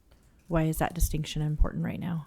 Because I thought you were saying it was the equipment causing the road to fail. It caused No, not causing the road to fail. I guess I wanted to make sure I asked the questions first. My question would be, when we were paving the street, because I remember what happened out on H&I, has this already happened, and what is the likelihood that we could cause somebody's sewer lateral because of the compaction vibration or vibration compaction? I apologize. What is the likelihood of that causing someone's sewer lateral then to potentially fail and need to be replaced, where we're basically causing the problem as the city? Yeah, we don't, I guess it's a couple different ways to look at it. The ones that we saw, for example, the ones where we got in and made the repairs ourselves, because I can tell you that because we cameraed them and looked at them before, before we went in and did the repair to try to figure out like what's going on, why did this fail, right? Like we do our evaluation, and it looked like it wasn't so much that the pipe had cracked and failed and that the main needed to be repaired, but it, vitrified clay pipe has, they have joints that are about every so far. And those joints over 50, 100 years, the sealant that goes inside the joint degrades, no longer exists any longer. So those joints can kind of separate, whether differential settlement of the ground, or they kind of get pulled apart, jiggle loose. Those had caused voids to likely be over top of the main from fine sediments going into those joints. Then you roll a big, heavy vibratory plate compactor over top of that. You're basically like sending compacted effort down there, and it fills any voids in that area, and that causes it to fail. So we didn't see so much of breaks in our main as far as like damage to the pipe itself, as in those voids basically collapsing in when we rolled vibratory equipment over top of them. So we're not causing, by repaving streets, we're not causing citizens sewer main or sewer laterals, things that they would be on the hook for replacing. We're not causing the failure of those? I haven't seen that yet. Okay, thank you. Yeah. Councilmember Castellano? Just two follow-up questions. the first one related to Councilmember Contreras-Deloach's questions. Generally speaking, have you seen any like newly replaced sewer laterals fail from the result of street improvements? So like once they're replaced and new, they're good. Yeah, we haven't seen any Okay, failures great. from the new ones. And then the other question is, I know this, but just so it's really clear, if we don't have building owners pay for sewer lateral replacements, then basically we have to pass the cost. I mean, it has to be paid for somehow, right? Like unfortunately, we just don't have access to unlimited money. And so it would have to be passed on to ratepayers, generally speaking, which would be, more renters, more people who maybe aren't benefiting from home ownership. That could be the case, yeah. It would be across the entire rate paying base, yes. Great, okay. Both commercial and residential. Thank you. Just wanted to clarify that. Councilmember Fernandez? Thank you. And then for this fee in lieu increase, is there any cap to it? I mean, the difference from 8,000 to 9,000 is about 12.5%. So is there any cap to that percentage increase? It'll continue to be based off the previous 3 years of averages. Now, I mean, a lot of things can change as we talk to the realtors about this. There are technologies that are out there that aren't necessarily up here that could significantly reduce these costs. And if there was I don't know if my mic just went out, but if there was a contractor that got into that could totally change this. But we would still average. So let's say next year we came in and this trenchless technology came in and they came in and it ended up being $4,000, per lateral.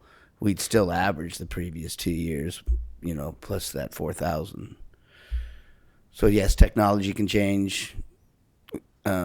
Materials costs can change. A lot of things could change to make that difference. Thank you. Thank you. Anything further? Okay, we will open this public hearing for public comment. Is there anyone from the public that'd like come comment on that item? Come on up. I don't know the protocol. Oh, welcome. Hi. I do have a few questions. I didn't see the report. Thank you. Really well. So is there a possibility of getting a copy of that report, or is it online?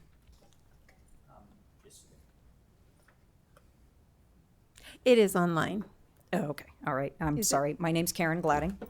Thank you for listening to me. Like I said, It will not be online. been in front of you before.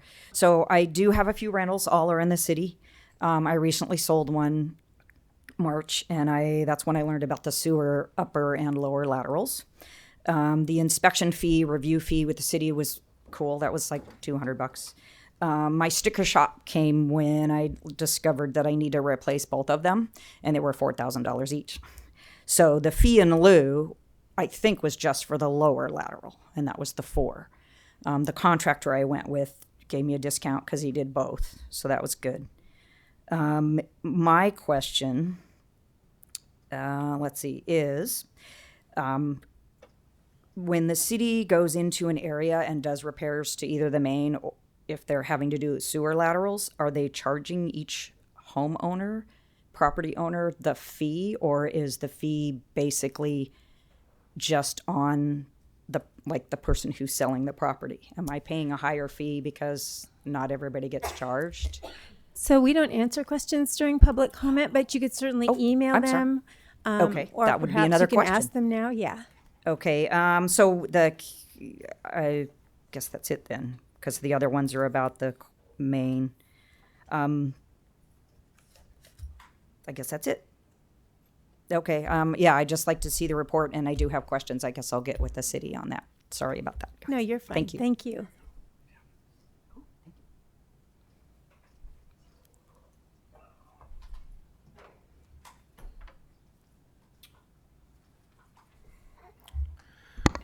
I think your last comment probably illustrates most people's worries about this. You said that if a new technology contractor came in with a new technology and was able to do these for $4,000, that you would still charge an average of the last 3 years, even though the old technology is no longer being used. That seems to me like a irresponsible way to go about it. If a guy comes in that can do it for 4,000, why don't you charge us 4,000? Instead of gouging us for old technology. So, yeah.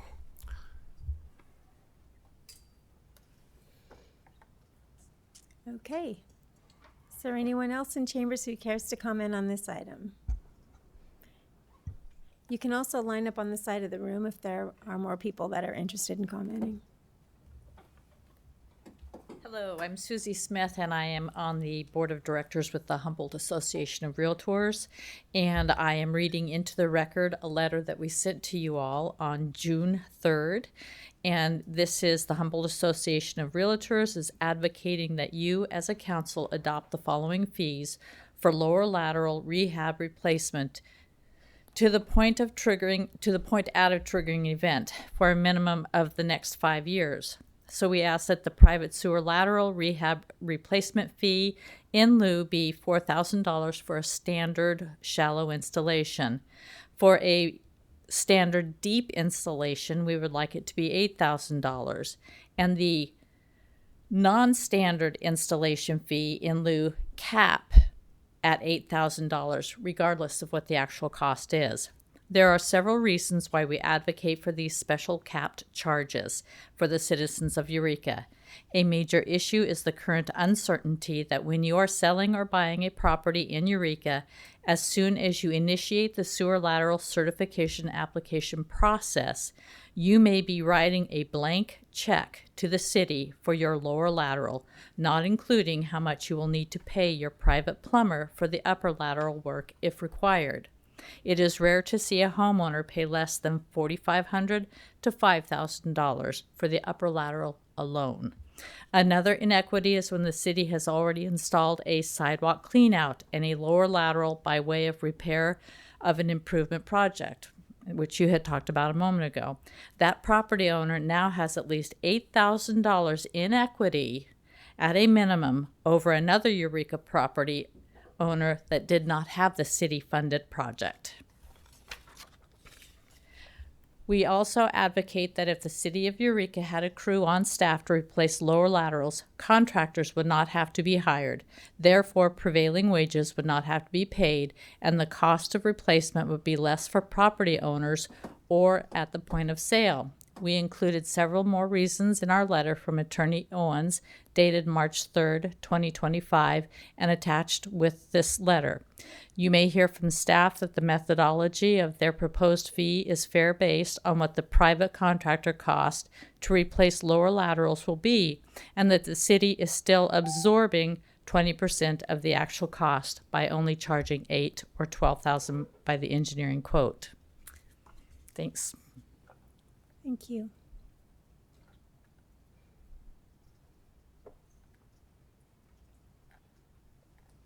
Hello. Hello, my name is Victoria Copeland. I'm a resident and a business owner in Eureka.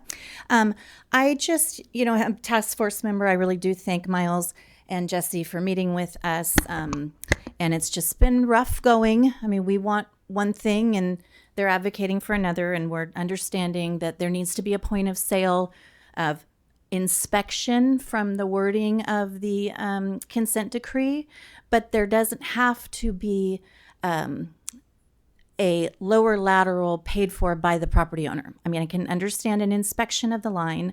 I still don't understand why a perfectly good asbestos pipe fails. I don't understand why, a PVC pipe that might have just a little bit of a belly will fail.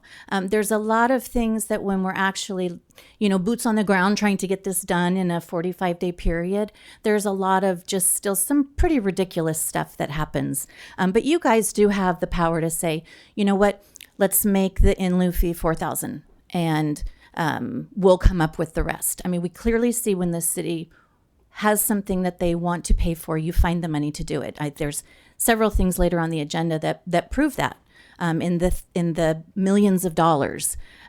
So, Again, you guys have the ability to set the fee in a reasonable, equitable way for property owners. Again, just us seeing all the fees that are going up. There's so many building permit fees going up, and even just by a little, but all of those little fees impact the cost of housing. They really do. And, this issue of the sewer infrastructure in the city of Eureka is nothing new. Ryan Burns wrote a great article in the North Coast Journal on December 31st of 2009. There was a lot of funny money going back and forth between the rehabilitation arm of the city versus other pots of money. It's just been really interesting. And like right now, from what I can tell, there's about $3.5 million sitting there that's been collected so far. But again, enterprise funds, it doesn't have to just be the 20% contribution from the city. It could be 50-50 for the lower lateral, and that would still comply with the consent decree. And then I know you guys had also asked you wanted to hear from people, from residents. So we put a little packet together. There's actually 4 letters from residents in these packets. There's like 6 of them there. But, again, there's more than one way to reach a common goal. And maybe 80-20 isn't equitable. Maybe something more like 50-50 is.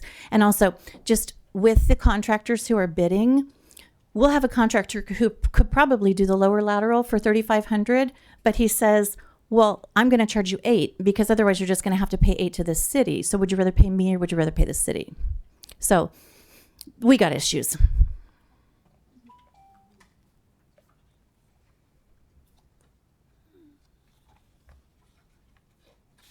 Hello. Good Brenda evening. Lockhart. I'm with Main Tree Realtors, but I'm a City of Eureka resident.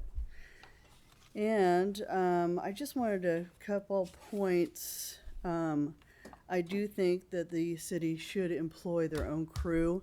That's half the cost of what we do when you were, bidding it out. I mean, if we had our own crew, I think would only be fair for the city residents to have that done.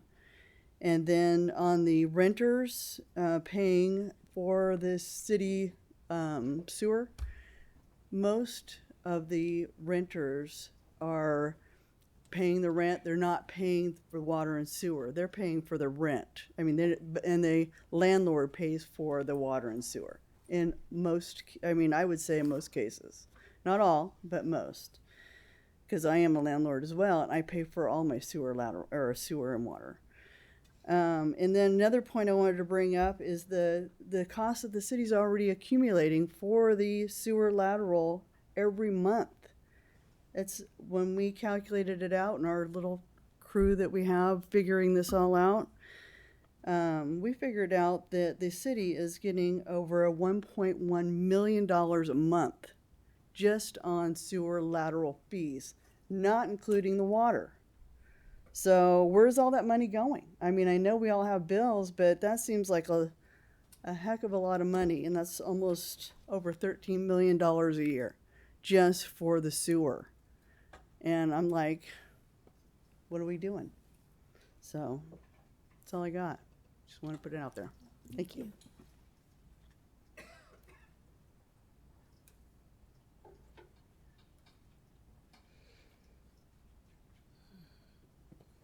Tina Christensen with Coldwell Banker Kent Realty, and also on HAR's board of directors and on this sewer task force, which we've been meeting week after week after week. And met with Miles, met with Jesse, and they've been great. I understand the issues.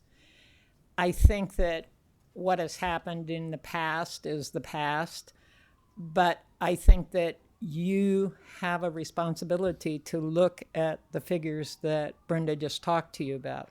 $13 million a year, or if it's $10 million a year, where's that money going?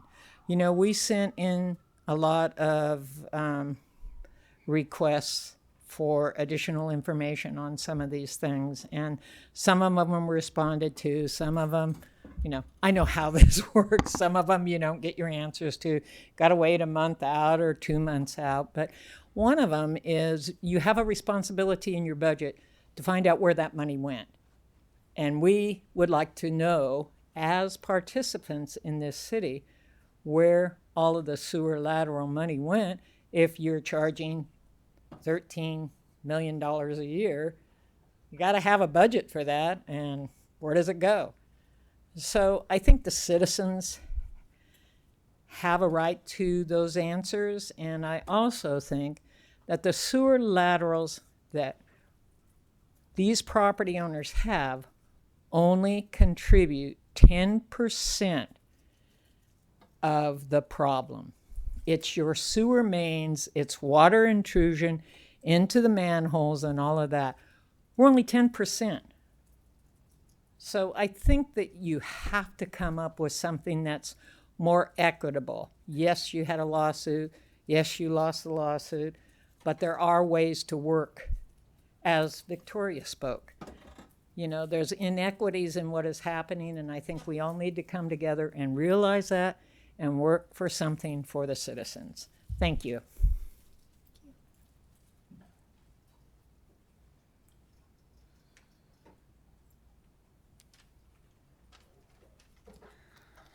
Good evening, Mayor and Council. How are you doing tonight? I wrote down what I was going to say because I would forget. My name is Christine Tyson. I am the chair of the Government Relations Committee for the Humboldt Association of Realtors, and I also serve on the association's Sewer Lateral Committee. I know I've shared a lot of my concerns with many of you personally, and we have been, like Tina said, meeting with staff. Thank you, Jesse and Miles, for taking your time to meet with us. Tonight, I'm here to speak not only for myself and my business as a realtor, but on behalf of the association and many local property owners we represent regarding the proposed increase to the fee in lieu for lower sewer laterals. I respectfully urge you to reconsider this increase. It would place yet another financial burden on homeowners, buyers, and sellers, especially those already struggling to afford housing in our community. For many of these fees, significantly reduce the equity that people spend years building. Equity that is often vital for major life transitions like downsizing, retiring, or passing on assets to family. That's if they even have equity left after everything else. And it's important to remember that this fee doesn't even cover the costs of the upper laterals, which lately have been almost relatively the same as the lower. I just had one 2 weeks ago that cost $16,000. For most properties, again, that they're anywhere between $16,000 and up to $30,000 during a transaction. This is an enormous burden for the citizens of Eureka. Additionally, I want to raise a growing concern regarding the non-standard installation fee. This fee, which may be applied in certain cases, creates even more uncertainty for buyers and sellers. Not having a clear or consistent number to work with during a transaction complicates negotiations and can stall or even delay deals. Sellers don't know what they're, on the hook for, and buyers don't really know, they don't want to move forward if they don't have a certain cost. It adds confusion on an already sensitive process and creates challenges for all parties involved. Having a cap for a non-standard fee would make these situations more attainable. We fully understand the importance of maintaining our infrastructure. We're not disputing that tonight, but there must be a more balanced and predictable way to achieve that goal without disproportionately impacting individual property owners. And frankly, we're really concerned that this is just the beginning. Like Miles had mentioned earlier, every year these fees will go up based on the 3 years prior. And it doesn't seem like there's a long-term plan to stabilize any of these costs to citizens of Eureka. We respectfully ask that you pause and work towards the more equitable, transparent, and sustainable approach, one that supports the city infrastructure while protecting the finance of Eureka residents. Thank you.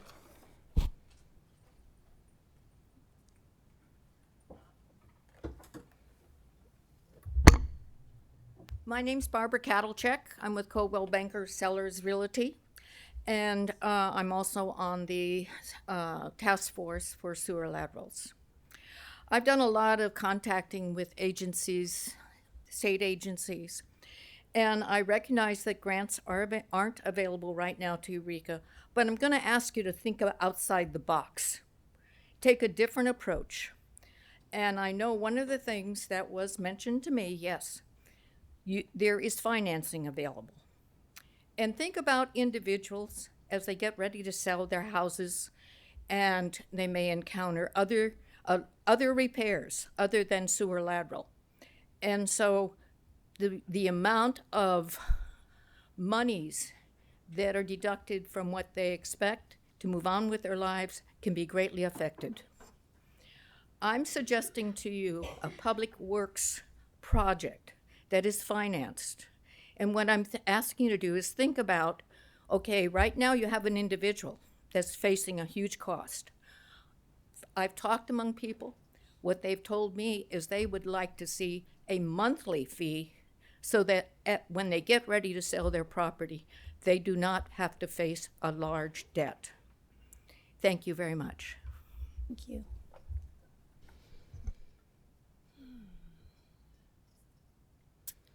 Okay, anyone else in chambers who cares to comment in this public hearing? Seeing none, we'll move over to Zoom. Ellen? Hi, City Council. So yeah, I'm a homeowner in Eureka. I'm wondering why this huge fee, I mean, it jumps out at you in this fee schedule, is being approved potentially as part of this larger package rather than on its own, as seems warranted by the size of it and the comments so far. Also, I'm sure you guys know that the median household income in Eureka is around $60,000 per year, according to the latest census. $9,000 is a lot of money and will be cost prohibitive for many current homeowners, threatening to make the homelessness problem here much worse. And a couple of nitpicky things, I don't think it's nitpicky, $9,000. If I maintain my home perfectly, I may still end up on the hook for $9,000 if the city decides to replace the main line that my lateral connects to. How in the world is that fair? And I've heard this idea floated around that this fee is equitable because it only affects property owners. But yeah, the sewers working is definitely a public good. I really agree with that suggestion of making this a public works project because y'all don't want my sewer line to be backing up. My neighbors don't want that. The street crews don't want that. Nobody wants that. So, and you know, all of us property owners have lateral sewer lines. So if you guys are going around fixing mains, we're, and you know, whatever, you know, our houses get old and eventually we have to do some repairs, we're all going to have to pay this fee. But then what if we can't? What if this is too exorbitant and my sewer does start to back up? What happens then? Is there going to be a lien on my property? Am I going to get foreclosed on? Again, if Eureka is serious about tackling our homelessness issue, this seems like a really bad idea. And I really want to encourage you to not pass this tonight. Just take it out. It needs to be its own thing. And it needs to be not $9,000 for a homeowner. I mean, that is just a recipe for people getting kicked out of their homes. Thanks. Thank you. You see anyone else? I see no one else. Okay, so with that, we will close the public hearing and bring it back to council for a motion and a second, and then discussion. Want to make a motion and then ask your question? Okay. Just have to find my way to it. Sorry, I don't do this often, so yeah, go ahead, Leslie.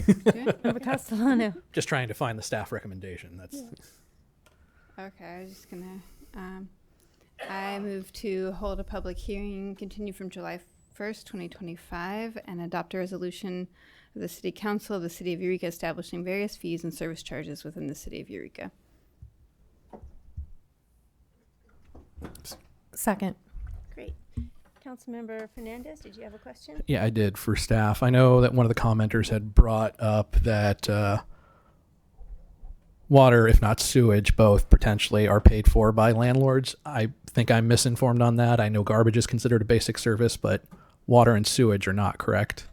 It can be done either way. It can be done by the lease with the tenant and the landlord. Some of them cover those costs. Some of them have the landlord and tenant.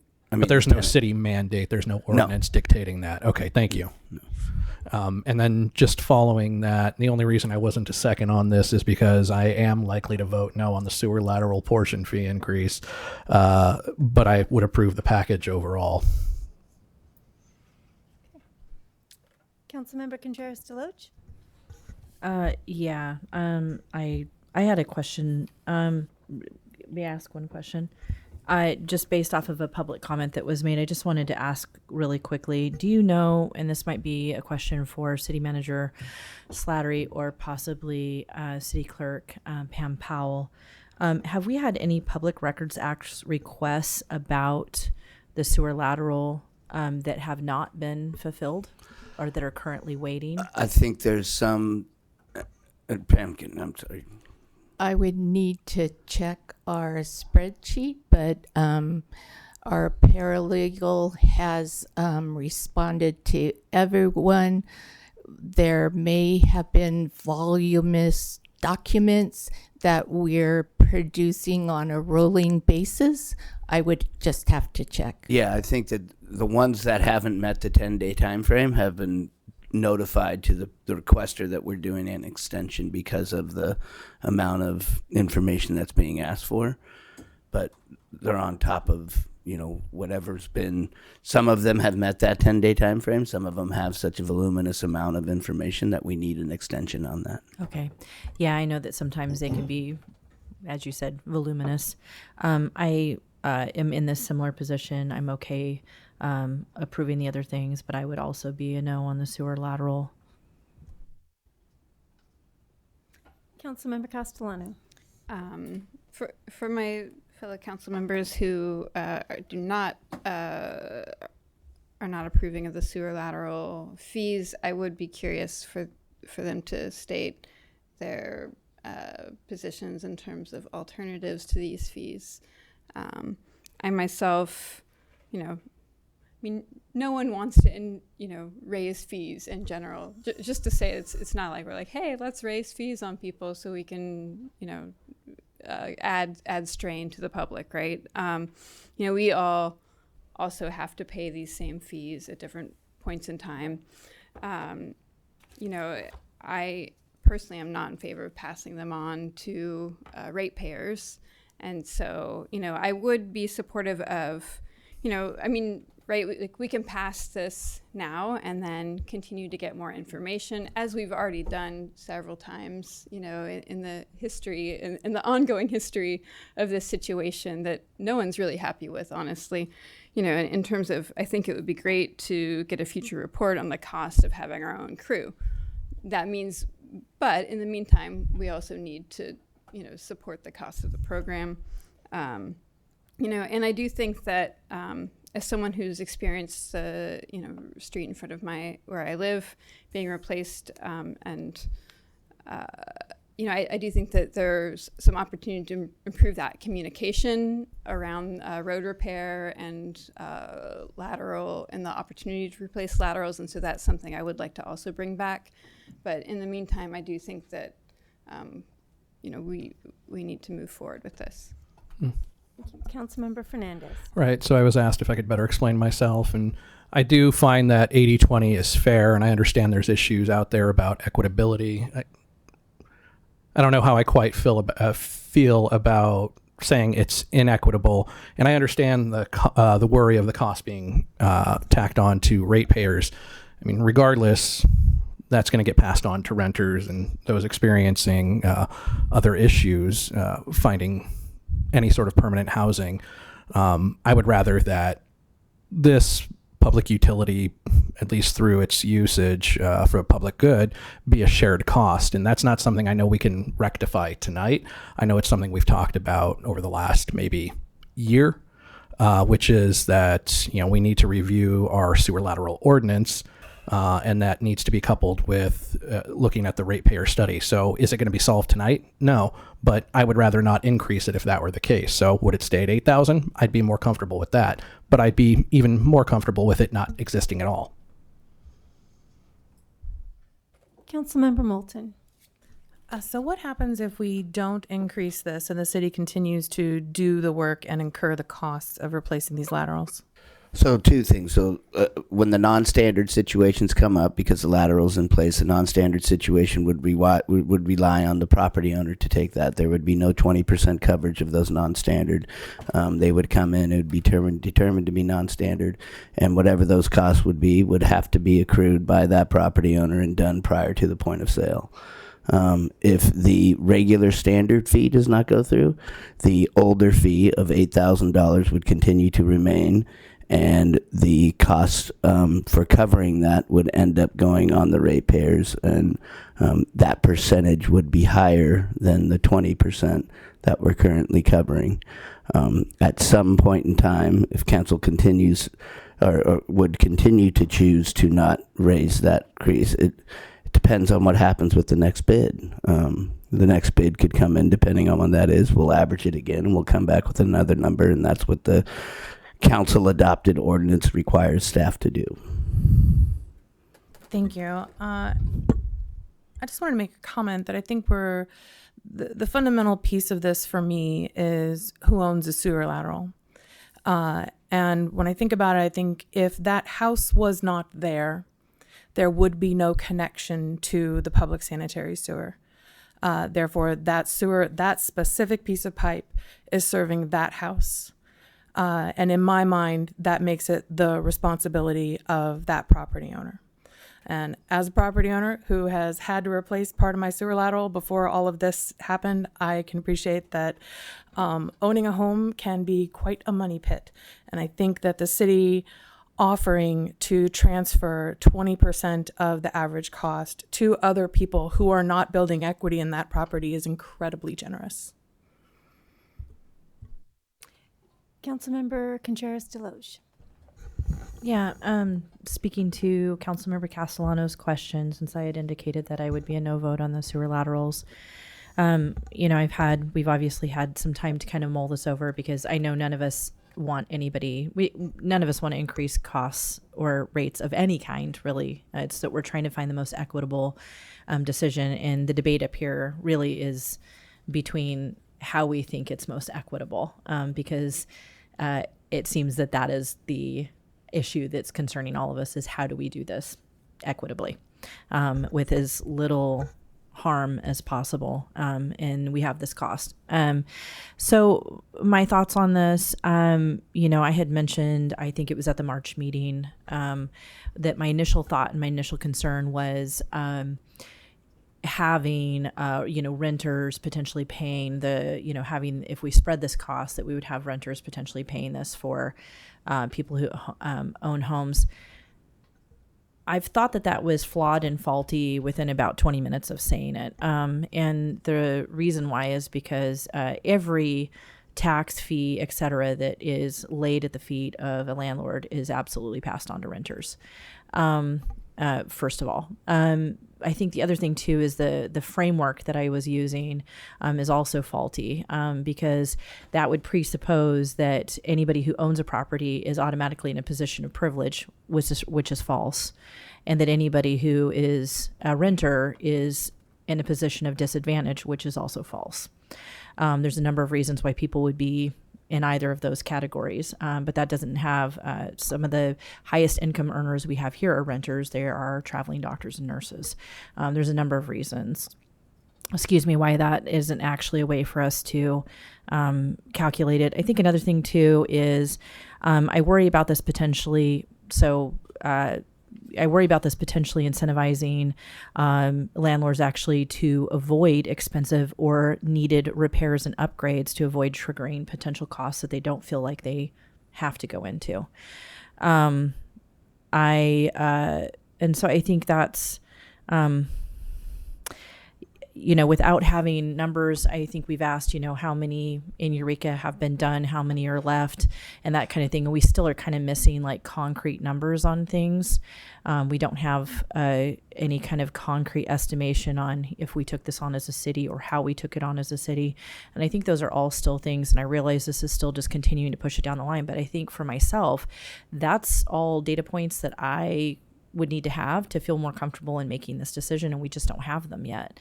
And I really appreciate staff working with everything that we currently have and going over all of that and meeting with everybody. I realize there's a lot of time that's been invested in that, but I still don't feel like we're answering those questions yet. And as for how would we pay for it? With other large projects, we've done capital improvement projects, or we've looked at how are we going to finance something. For example, how are we going to finance a new ops complex? What serves the citizens of Eureka more? We could debate on that. New ops complex or a redoing the structure beneath the city. I don't know. There's a number of different ways to look at it. But without the numbers and without us having a hard estimate, I don't know. But that would be one potential way for us to consider that, the way that we consider other large improvement projects. Councilmember Castellano. Thank you, and I do appreciate fellow council members' responses to my inquiry. I do want to just reiterate that we are talking about this fee being levied at the point of sale, which, in an analysis of the Eureka housing market over the last 10 years, home sellers are doing quite well during that point. We for at least about a year, Eureka had one of the, was in the top 10 housing markets in the U.S. Though selling prices have somewhat, flattened in the last year, generally speaking, like home sellers are doing very well at time of sale. So I do think it's actually the best opportunity to include the price of this with the sale of the house. Councilmember Fernandez. Just to note, it's not just a point of sale trigger too. There's also the any permit that would be in excess of $50,000 for a job on that particular site. So it's more than just that particular point of sale. Yeah. I realize that. Yeah. But that is the primary trigger. Okay, Councilmember Contreras-Deloche. Yeah, which, depending on, what needs to be done, on a property, that could include a variety of things, especially on any kind of apartment complex, including lower income apartment complexes. But I believe it would also be triggered by somebody building an ADU or any kind of addition in that way. Is that incorrect? No. It wouldn't be triggered by? Not the ADU. The ADU doesn't do it. Oh, it does? Oh, I apologize. Yeah. So... Okay. Yeah, that was my understanding. So it is, right? An ADU would as well. Yeah, so I see that as a disincentive also for people, potentially looking at ways to increase housing. So there's just a number of issues. Okay. So if there's nothing further, please vote.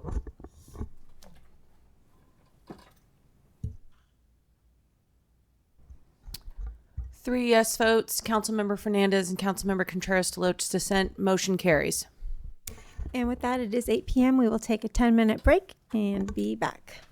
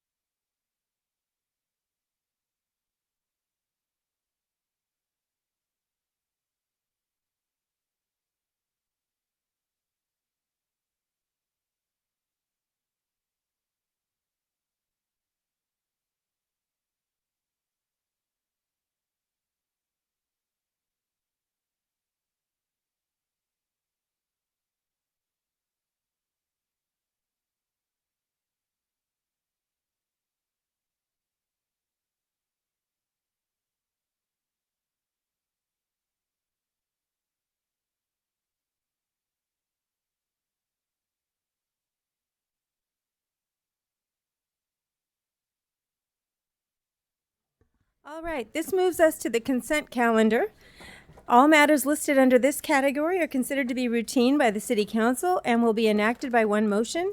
Pursuant to City Council Resolution 2011-22, if a member of the public would like an item in the consent calendar pulled and discussed separately, the request shall be made to a council member prior to the meeting.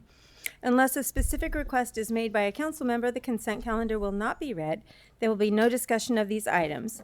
And as discussed earlier, F3 has been removed and will be heard on July 15th. And I've heard no other items to be pulled. So if we could get a motion? I'll move to approve the balance of the consent calendar. Second. Please vote. 5 yes votes, motion carries. Thank you. This moves us to legislative action correspondence. Councilmember Bauer? Yeah, thank you.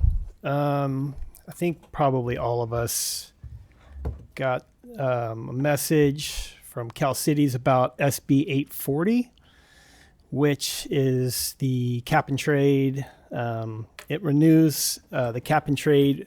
Well, it reauthorizes the cap and trade program at the state of California.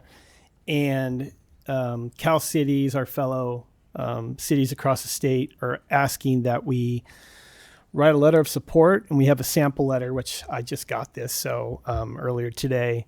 But it's basically saying we want you make sure that we invest in capital projects of regional significance, regional transit agencies, trying to maintain service, increase services, zero emission vehicle transition, all these great things. I don't know how fast we need to do this. If this is something that can wait, well, I guess it's only a week, right? So we'd like to bring a letter back next week in support of SB 840, and just some of the things that are in there are really good for California, for our city. So it looks like we have Thank you. consensus on that matter. Thank you. This moves us to ordinances and resolution. Oh, go ahead. Yeah, there was a piece of legislation or one that's going to be coming up that I wanted to ask about get council's thought on it.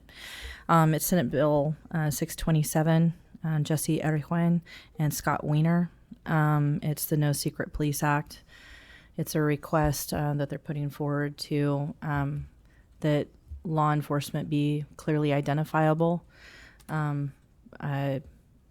I think, as everybody knows, and we've seen and heard, unfortunately, that there are people who are posing as immigration officials and so forth because there isn't any kind of commonality in uniform or requirement for badges. They can cover their faces with masks and other things like that. There are exemptions in this bill for a number of reasons for law enforcement, but overall it is a request that they be able to provide clear identification so people know if they're being scooped up by an imposter or if they're being scooped up by somebody who is a legitimate law enforcement officer. For what it's worth, our former chief of police, Andy Mills, has talked about this online publicly and issued statements in support of this as well. And that it's critical also for law enforcement to be able to maintain trust within their communities and not be dealing with such an amplified level of fear that they are not able to work with their own community members.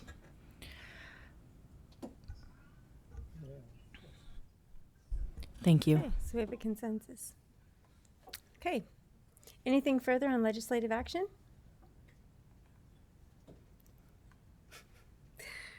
All right. Thank you. That moves us to ordinances and resolutions, salary schedule update with Director Folger. Good evening. Good evening, Mayor and Council. City salary schedule is routinely updated and approved by Council as required by Microphone's not on, please. Good evening, Mayor and Good Council. evening, and welcome. The city's salary schedule is routinely updated and approved by Council as required by CalPERS regulations. When the salary schedule contains changes to executive salaries, it is a requirement that those changes are reported orally. The changes to the salary schedule reflect routine changes to the city's class and comp plan, including establishment of new classifications, pay rates, wage adjustments, and previously negotiated and approved salary increases which include the 3% COLA that has gone into effect as of July 1st of this year, and will be applied to salary ranges for all permanent city classifications, including the salaries for the following executive positions. That is the city manager, chief of police, assistant city manager, city engineer, and all of the positions under the director series over public works, development services, community services, finance, and human resources. In conclusion, staff recommends that the City Council adopt a resolution approving the city's updated salary and pay rate schedule for all regular full-time and regular part-time position titles and classifications to reflect these routine classification and compensation changes that have occurred and are effective July 1, 2025.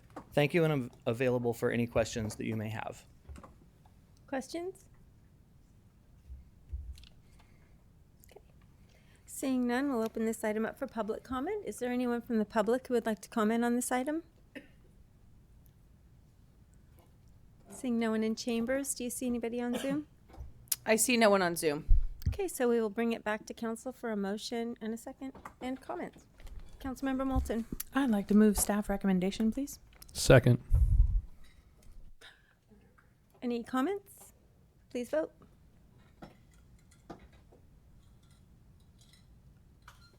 Five yes votes, motion carries. Thank you. Reports and action items. Joint exercise powers of agreement for Humboldt Bay Fire. Chief Citro. Welcome, sir.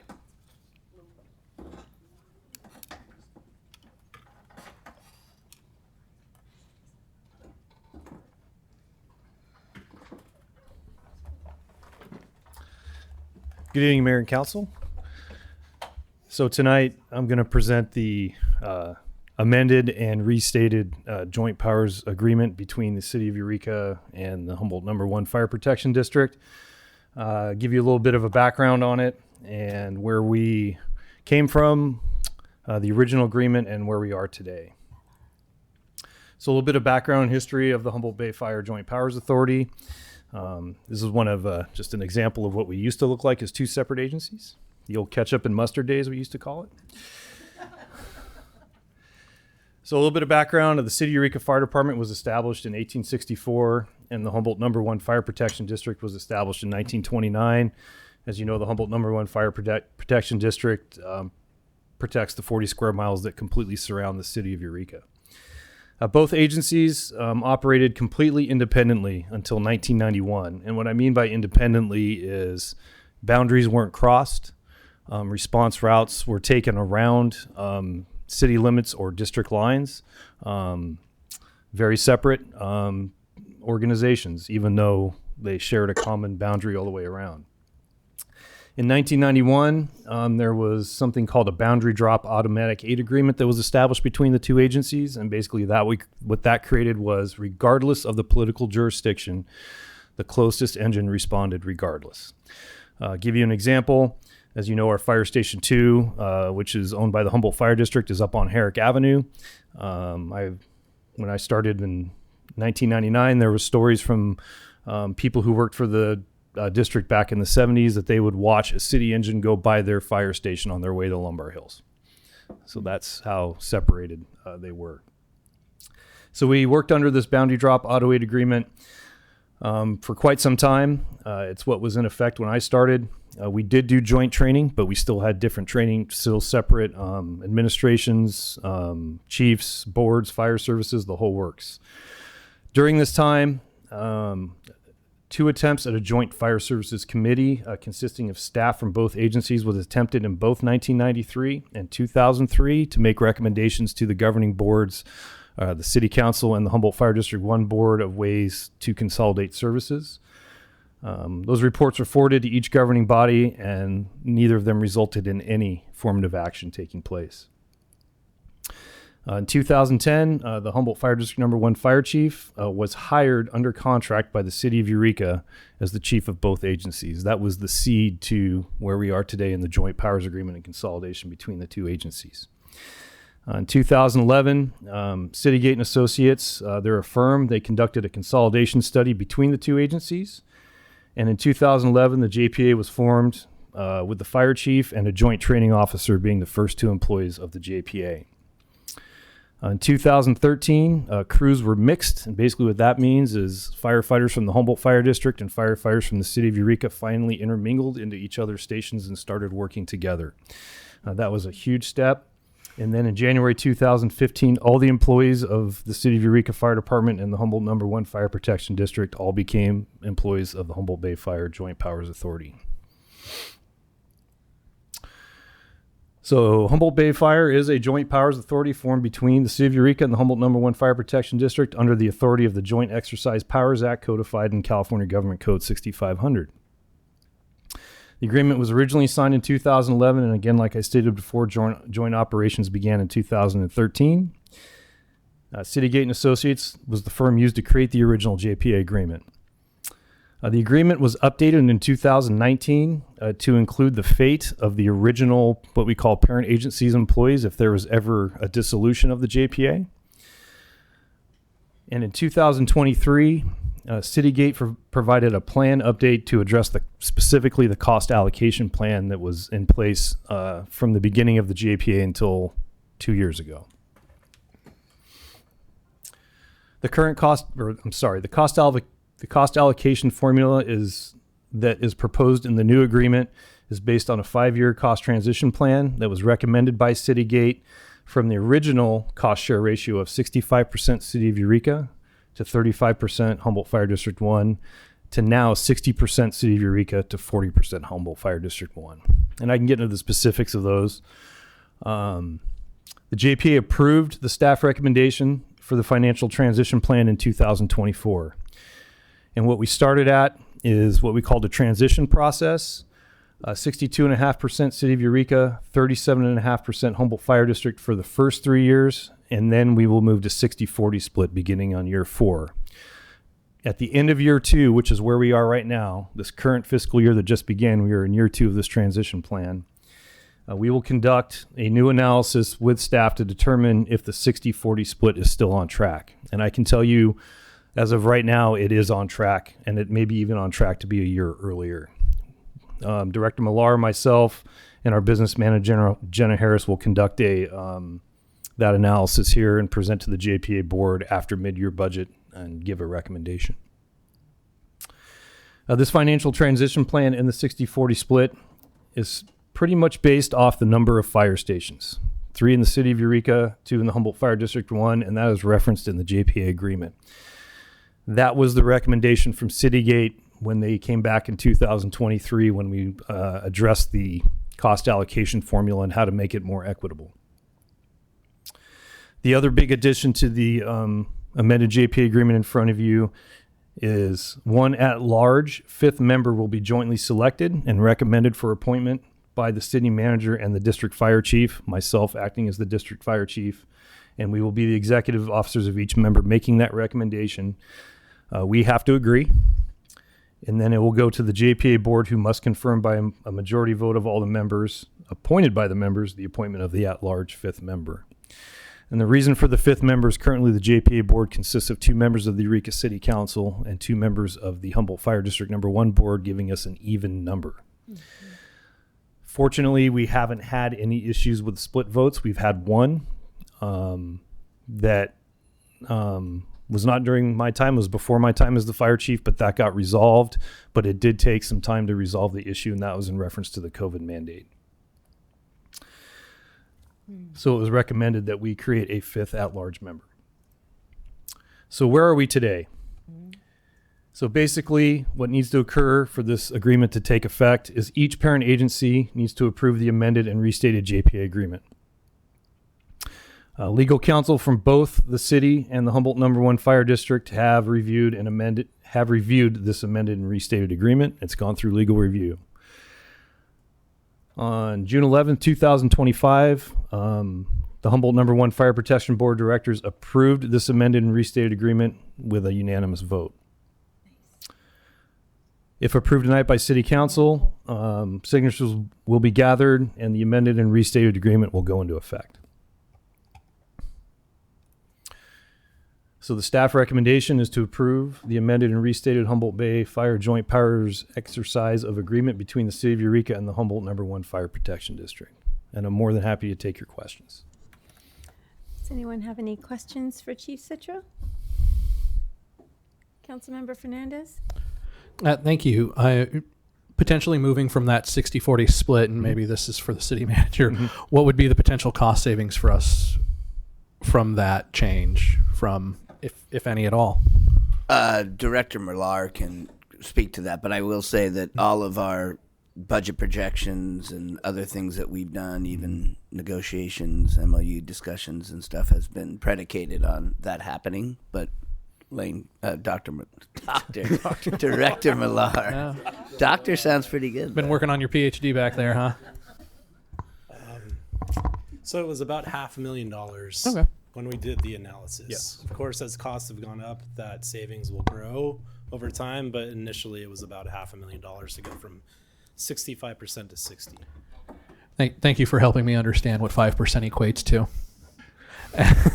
And then I'm curious, getting to the at-large position, is there a term limit? Do they serve at the pleasure of the two of you? How does that work? So it's the same term. It's a 2-year term, same Okay. as other board members. It is specified in the agreement of the term. There's also language in the new agreement that they can be removed from the board by a majority vote of the members of the member of the JPA. So in other words, a majority vote by the 4 sitting JPA board members from each member can remove that person. Okay. Yeah. Yes. I see the term there for a period of 2 years. And so, in opening this up, then, is it going to be, how are you going to advertise for it? Are you picking folks that you already know? I'm curious what the process is. No, since we haven't gotten approved yet, we haven't talked about advertising, but we would open it up just like any other appointed position on any other board or commission through the city, or and we'd advertise obviously in the district also. Yeah, and we'd likely do press release, use our social media website, Yes. that type of stuff. All right, cool. All right, thank you. Councilmember Contreras-Deloach? First, thank you, Chief. Great presentation. Thank you. So my question about the 60-40 split, is that something we're phasing into, or is that something we're abruptly switching to? And how does that, and I might have missed that. You Sure. probably said it and I missed it. So we're phasing into it. The recommendation was made by the consultant back in 2023 that we move to 60-40 based on the number of fire stations, which is the most concrete metric we can use for an equal split. Out of concern for the financial health of the Humboldt Fire District Number 1 and the pending of their benefit assessment passing in 2024, it was recommended through staff to the JPA board that we do a financial transition plan over 5 years. And we're in year 2 of that right now. And we're at 62.5, 37.5 on year 2 right now. Last year was that same ratio. We'll conduct a financial analysis after mid-year this year and make a recommendation to the JPA board to continue the 62.5, 37.5 for the 3rd year, or move to the 60-40 the 3rd year. But 60-40 will become the reality no later than the 4th year. And the 4th year is officially on 2027? Yes. Okay. Fiscal year 26, 27. Fiscal, Yeah. okay, Yep. 27. Okay, thanks for the You're welcome. clarification. Yeah.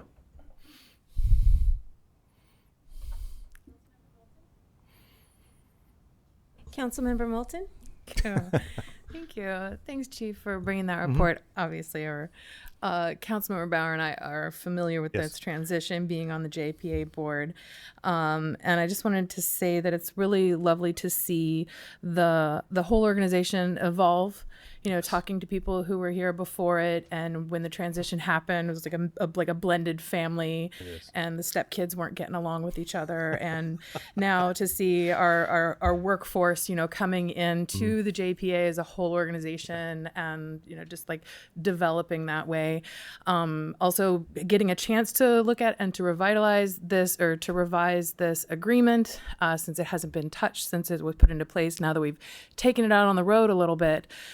And you know, see what needs tightening. So I'm really appreciating the changes and all of the work that went into this. I also appreciate the idea of an at-large member.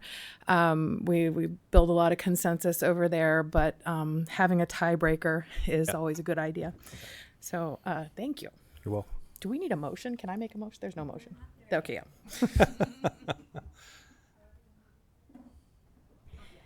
Okay, if there's nothing further, we'll open this item up for public comment. Is there anyone in chambers who's here to comment on this item or who would like to? Seeing no one, we'll take it over to Zoom. Do you see anybody on Zoom? I see no one on Zoom. Great. So we will bring it back to council for a motion with Councilmember Moulton, a second, and then I'll second comments. it. Okay, well, I'll do it the lazy way and say I would like to move in the most grandiose way possible staff recommendation. Second.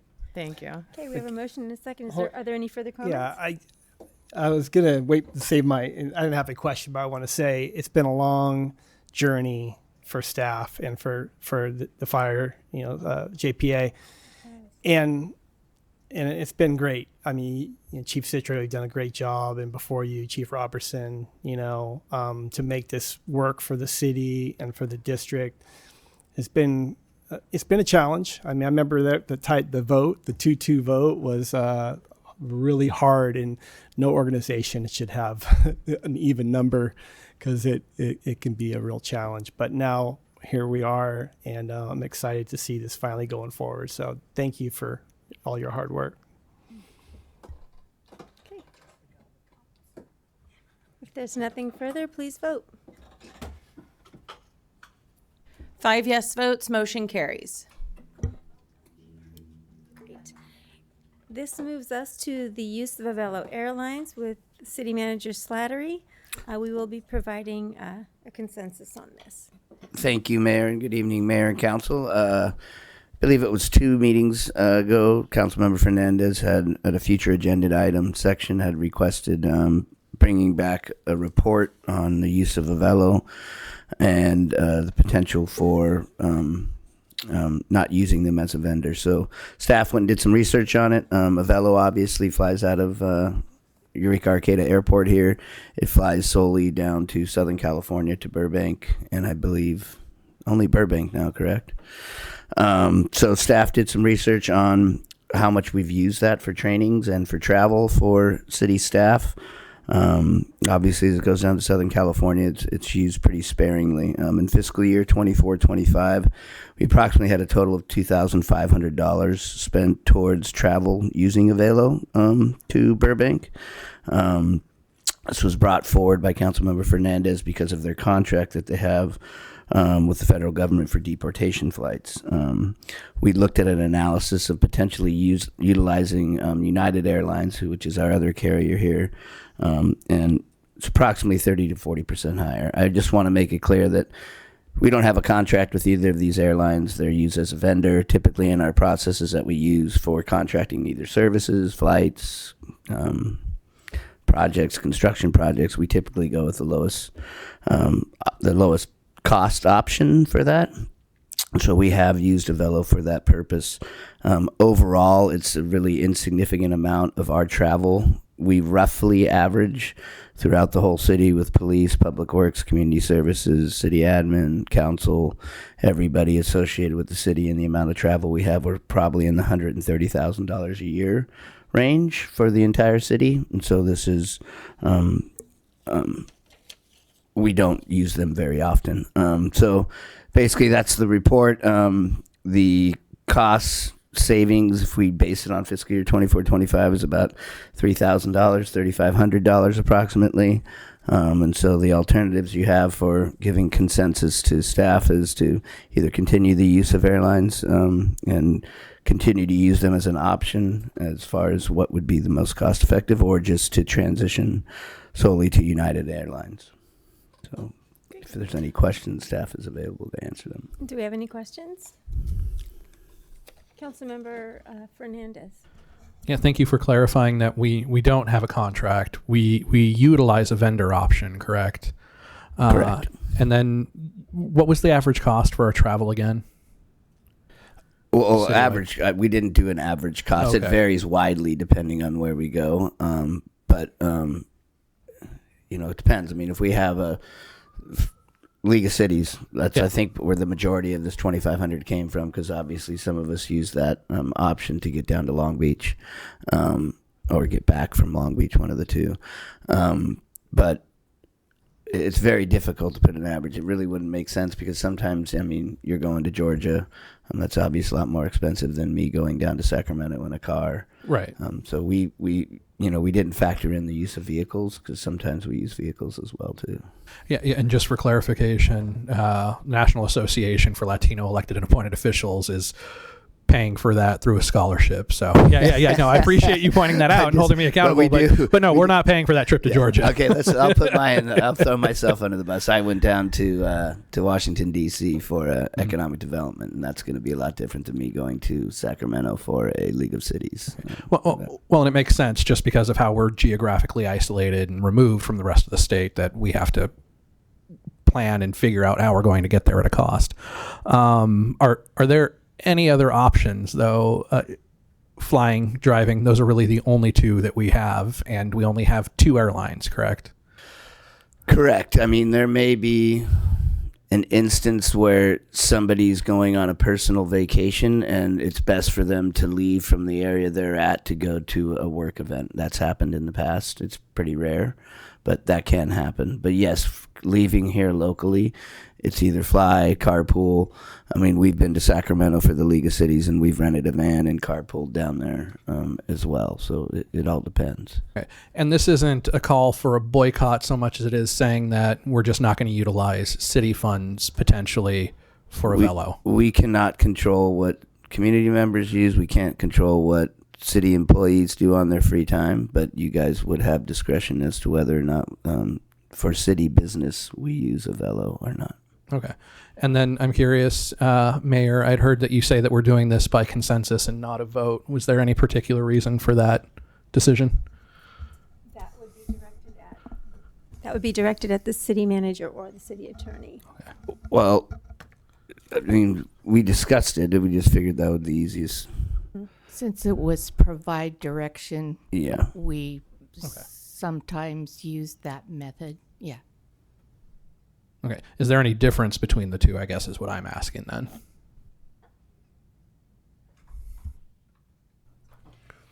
I think one is more of a hard target if we were going to be sued by the airline or by ICE or by whoever, So that's it's still a policy option for the council. It's just our recommendation. So. And so it's a matter of potential litigation then? Yes. Okay. Councilmember Contreras-Deloche. I hadn't thought to ask that, and I appreciate Councilmember Fernandez asking that question, and thank you to our attorney, Bob Black. Can I just confirm numbers really quick? Miles, when you are, sorry, and I almost just demoted you by calling you city, I almost called you city council member, so I almost demoted you. Okay, so really quick. You said a $3,500 savings. We're spending approximately $2,000 on Avalo a year, or can you just, again, overall, the number for the overall amount that we spend on flights, and then that number for Avalo so that's the difference between 2,500 and 30. So let's say, this is a guesstimate because sometimes flight costs differently, but based on what we were looking at between United and Avelo at the time, we spent $2,500 for these flights to get down to Avelo. If we were to use United Airlines for those flights, it would have cost $3,500 for those flights. Now, the overall that I was talking about was the average annually, and it's a very rough average because it fluctuates a lot, but it's approximately $130,000 for all of the business-related flight that the city of Eureka does. All of the business-related flights the city of Eureka does, approximately $130,000. That's all travel, not just. Oh yeah, all travel. Excuse me, I should clarify that. That includes if we were to use a vehicle, all travel associated with work-related conferences, trainings. Is that the tickets for those conferences and trainings, or it's just the travel itself?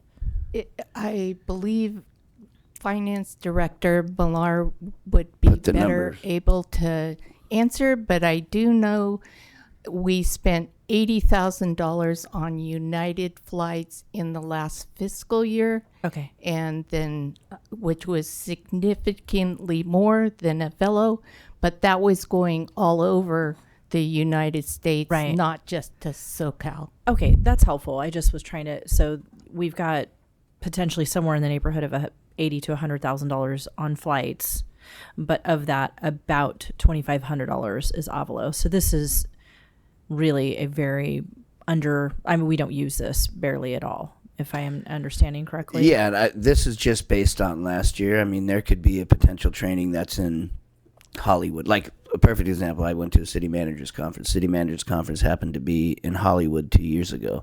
If I had used that number would have been higher. It depends on where those conferences are and where you're at. That was just based on 24, 25. Okay. Yeah, just wanted numbers. Thanks. Further questions? Okay, seeing none, we will open this item up to public comment. You guys can line up on either side of the room, would be great.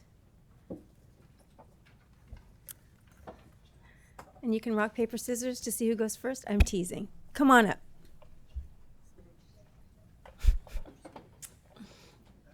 Hi. Welcome. Let me lower that for you a little bit. Hello. Thank you. My name is Annie Fricky, and I've been a Humboldt County resident for 25 years now. And I'm here with Humboldt Democracy Connections and some other members. And so I wrote what I was going to write to keep it more brief. But in a stunning display of ignorance, forgetfulness, and apathy, our country is entering a dark era. Some say we are sliding into authoritarianism, but I say we are violently crashing, ramming hatred and power into democratic obstacles, jamming propaganda down the throats of an already apathetic citizenry whose thrill comes from watching others be destroyed. We live in a culture of violence and apathy, and our government has just supercharged ICE, given seemingly unlimited power and money to an entity with no rules or accountability, only hatred and destruction as their intent. And the discussion on the table is whether or not this council should vote to stop putting money into this war machine. The council who has already shown their humanity by declaring Eureka a sanctuary city, and a sanctuary county, and a sanctuary state. So should you stop using Avelo for city business? Yes, absolutely, without a doubt. We cannot, as a community, support any part of the abductions, kidnappings, forced removals, and disappearances. ICE will likely be in our community soon, and we must be a united front from the beginning. No ICE in our skies, no ICE in our community, no ICE in our streets. Tell Avelo and Andrew Levy they will not get our money while they are part of these atrocities. Thank you.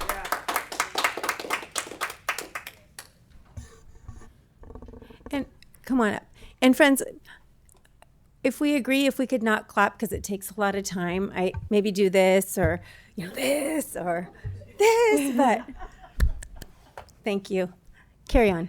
Welcome. Hi, good evening. Nice to see you here, and thank you for your public service, Mayor and council members and staff. It's honorable work that you're doing here. My name is Brenna Silbury, and I'm a proud member of Humboldt Democratic Socialists of America. I'm asking the council to join the boycott of deportation airline Avelo. Immigrants are human beings.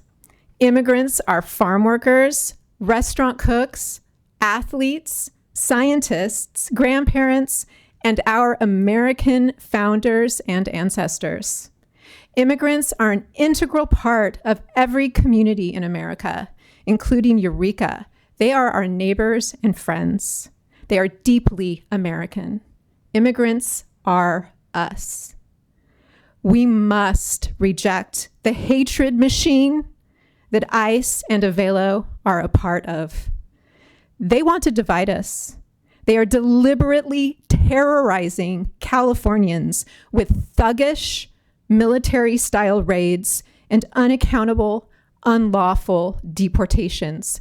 And I thank Councilmember Contreras-Deloach for raising this issue of them doing it masked, completely hidden from public view because they were cowardly and ashamed of what they are doing.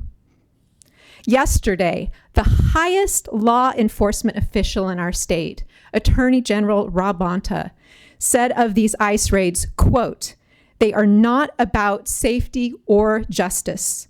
They are about meeting enforcement quotas and striking fear in our communities," end quote. Workers are afraid to go to work. Children are afraid to play in public parks.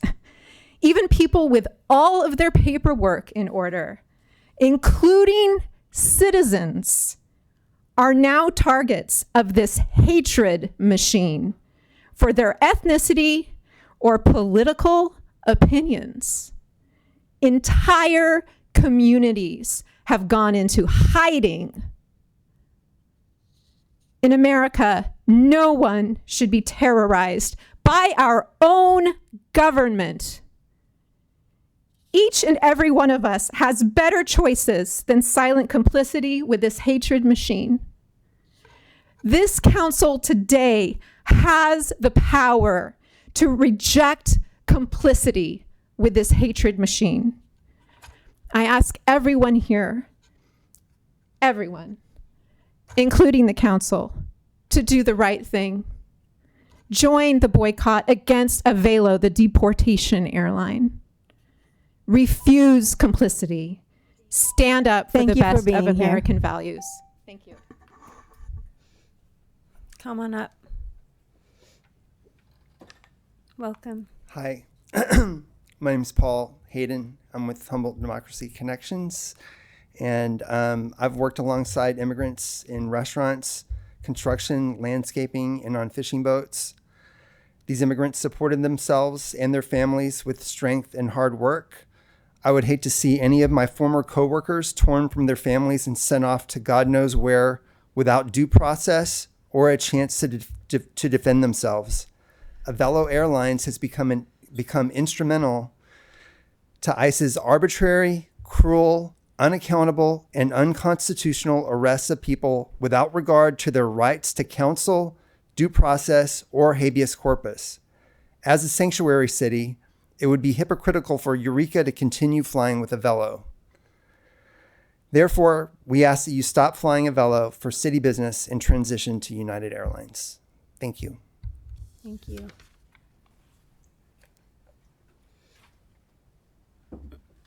Welcome, Pat. Hi there. Avelo Airlines has a contract with ICE, and I'm sure you know what that means, and I'm sure they may be cheaper, but this is Humboldt County. Humboldt County years ago went 70% for Bernie. We are Humboldt County. We cannot assist the thugs and the bastards that are doing this right now to these people. And I want to talk about ICE also, that maybe you think that because we're beyond the redwood curtain, that ICE isn't going to come for us. Well, I'll tell you something. They're advertising in Eureka right now. All right, so we're looking at thugs and people and Proud Boys and whatever.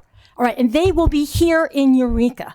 And I know I'm one of the people that I'm sure a lot of these people here are going to stand in front of the vulnerable people that might be taken by ICE, because these people, they're just going to look funny to them. It doesn't matter whether they're a citizen or not. They're like a vacuum cleaner, and whew, they're just going to take them away.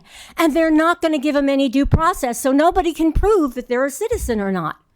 This is ICE, okay? These are thugs, and Avelo Airlines is part of it. And if they may be cheaper, we still cannot be part of it. And I think we need to boycott them. Thank you. And free Palestine and divest from CalPERS.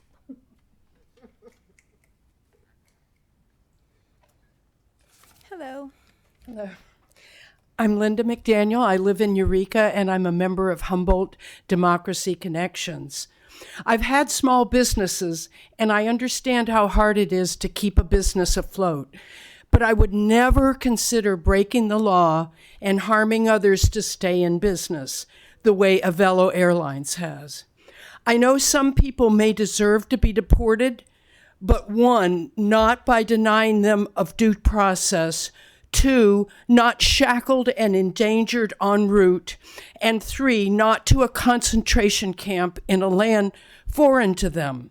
Avelo is complicit in all 3 of these. I urge the Eureka City Council to do the right thing and uphold the Constitution of the United States. Please spend our tax dollars on a worthy company when making travel arrangements. Thank you. Good evening. Hello. I'd like to thank council for the space to have this dialogue, as well as for what is often a thankless job. And I would also like to thank the community members for coming out tonight. I think in the coming years, as the federal government becomes increasingly unreliable, to say the least, local government and community organizing will be more important than ever. My name is Justin Hawkins. I'm a Cal Poly alumni, engineer working in the county, and I'm the chair of the Wetlands and Creeks Committee for the city of Arcata. But I come tonight as a concerned citizen, here to urge the council to consider this measure, boycott, whatever is legally safe to say, from the perspective of political engagement, something that is at an all-time low, particularly amongst my generation and those younger. But I guarantee that they will all be waking up tomorrow and reading the Lost Coast Outpost. And in these troubling times, even small acts of resistance can sow seeds and inspire and show my friends that things are possible. So I appreciate the time. Thank you. Thank you.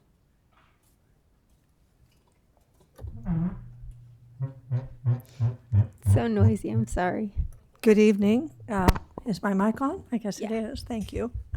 I'm Chris Will with Humboldt Democracy Connections, and I have a quote tonight from a Redhead Black Belt article with a quote from Council Member Castellano.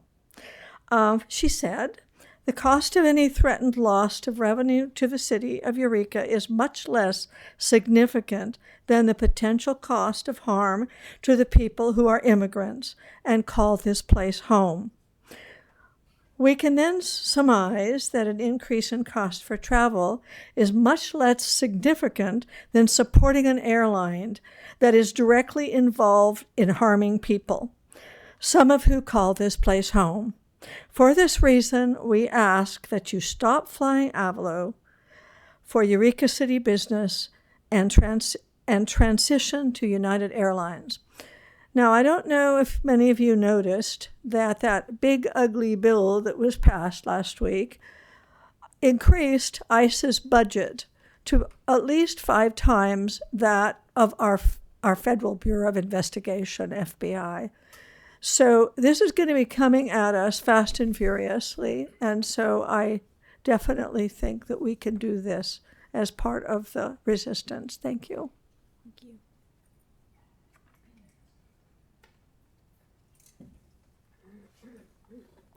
Good evening.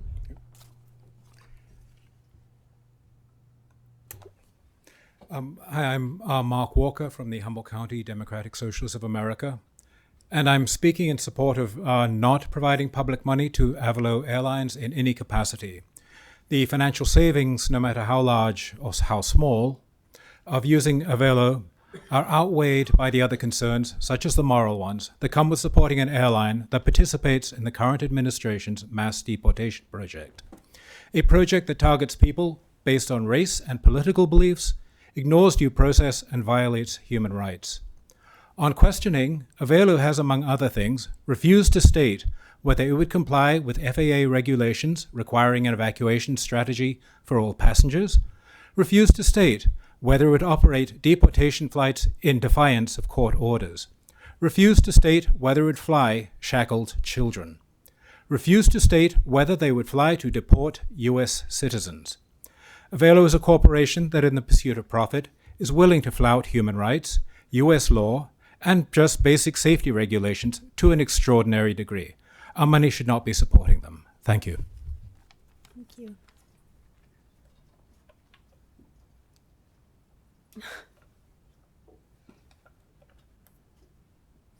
Hello, my name is Philip Sutter, local resident associated with DSA. So I would urge that you guys stop using Avello, and I'm sorry for the inconvenience it may even cause you guys in your travel. However, with this business deciding that it's going to make choices of allowing our government in its lawlessness and escalation of what would normally just be misdemeanor challenges, it shows the escalation of force and fascism that we're allowing if we continue using these kinds of things. I have family who had to escape Poland. Then I've had family who've had to they were an MP and volunteered and broke down the doors to Auschwitz. And yet here we are standing, deciding about our government, in it deciding that's going to kidnap people. The people doing this refuse to identify themselves. They refuse to actually provide judicial warrants that are signed. They refuse every form of process that supposedly makes the place great. Then they've escalated their armaments. They've escalated their force. And unless you guys were going to stand in some way to deny them this access, this is probably the least you could do to show that you're going to not actually help them. So with that said, I hope that you will take that into consideration, because it's coming at us hard and fast.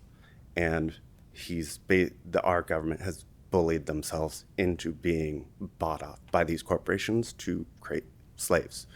From alligator Alcatraz to El Salvador to Libya to Sudan.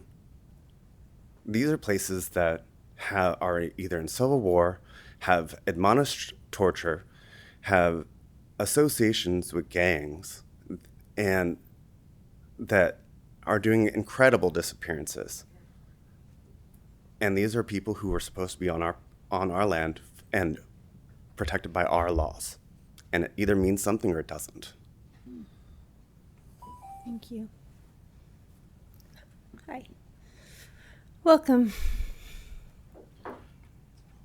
Hello, my name is Sam. I'm a member of the DSA. I'm not going to argue with you again why ICE is evil or why Avello is an evil self-serving corporation. Most of them are. I've worked for a lot of them.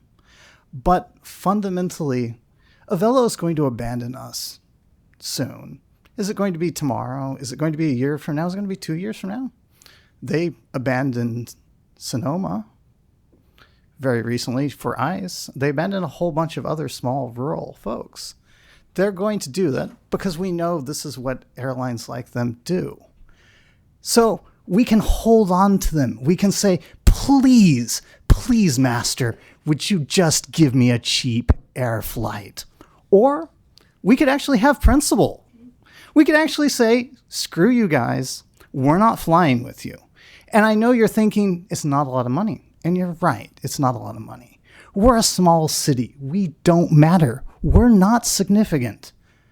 But if somebody like Gandhi were here, what would he say to you? He'd say to you things like this: start small. We have power. We can make a difference in this. We can show the rest of Humboldt that we're taking a stand.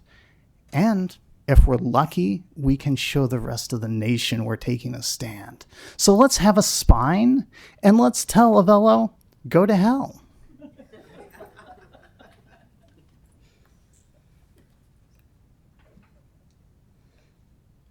Good evening. Good evening, council members, mayor, and the rest of the staff here. My name is Elle Penner. I'm a 35-year-old woman living here in Eureka. I've lived here for about 8 years. I have a master's degree. I work for the state of California.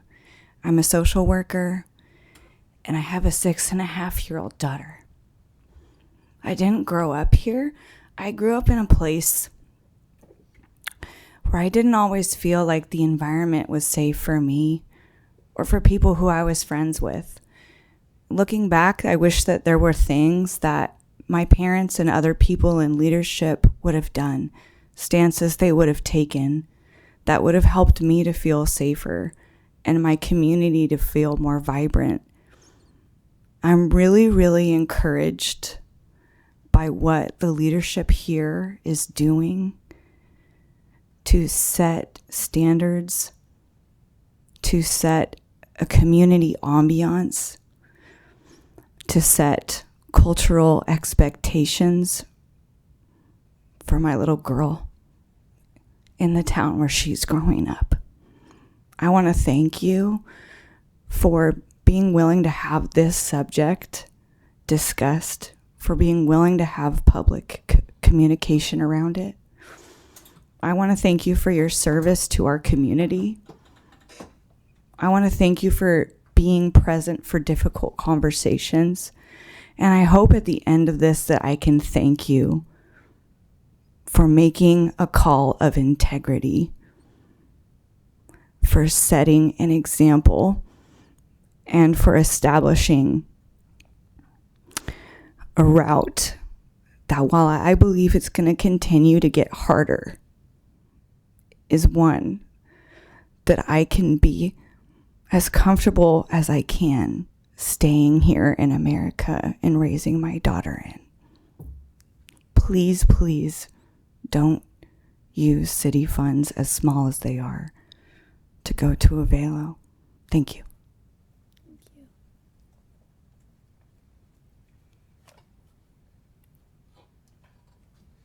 Good evening. Hello, my name is Paul. I've lived here, Paul Hilton. I lived here 29 years. I help homeless veterans here in Eureka, the nation's finest. I wanted to note that Global X Alliance Airlines is also one of these deportation flights, and they have had their what are they called? The people actually that serve drinks and everything on the flights. Their union has been quoted as in reporting that the ICE agents frequently do not even listen to their instructions on takeoff or landing, and so much can go wrong at 1,000 or anywhere around their feet. We probably don't want an air disaster here in Humboldt, not to mention the disaster of using Avelo to allow them for their deportation flights elsewhere as well. So yeah, don't do this. Let's get rid of Avelo. Thank you. Okay, is there anyone else in chambers who would like to make a comment? Hi, my name's Diana Berry, and I just want to thank you also for getting this on your agenda and talking about it and allowing us all to speak about it. And I'm just hoping that you do choose to no longer use them for your city business, and I'm hoping this will open a pathway so that maybe the county will ask them to leave, and we can attract another airlines in here that isn't involved in human trafficking and all the other bad stuff. Thank you. Thank you. Okay. Seeing no one else in chambers, we will move over to Zoom. Do you see anyone on Zoom? S. Townsend. Hello. Can you hear me? Yes. Welcome. Okay. I am obviously in support of not spending $2,000 or $10,000 or $20,000 a year using this deportation airline, an economy airline that got its start in the casino game. So I think it's an easy decision for you all. I do want to question just travel in general. We do have an issue. It's called climate change. I don't know if you've all heard about it, but it still is an issue. And flying is a significant cost to our climate and our environment. So as much as possible, if you do not have to travel for city business, please do not, because it is a significant cost to our environment. And also, while you're at it, let's boycott and let's divest from a lot of other companies that are contributing to the enslavement and the apartheid and the genocide that is happening all throughout the world. I know it's been brought up earlier in previous meetings about divesting and pressuring CalPERS, your in retirement mutual fund, to divest from as many companies as possible that are profiting from the literal starvation and enslavement of people in Gaza and the West Bank. Caterpillar, Microsoft, Google, Amazon, all those big bad bullies, that would be great as well. Thank you. Thank you. Do you see anyone else? Sophia?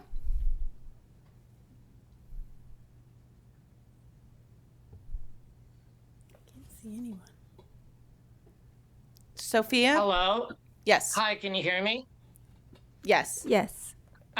I'm Sophia Nix. I'm the interim co-secretary with Humboldt DSA. I'm respectfully asking the Eureka City Council to divest entirely from Avelo Airlines.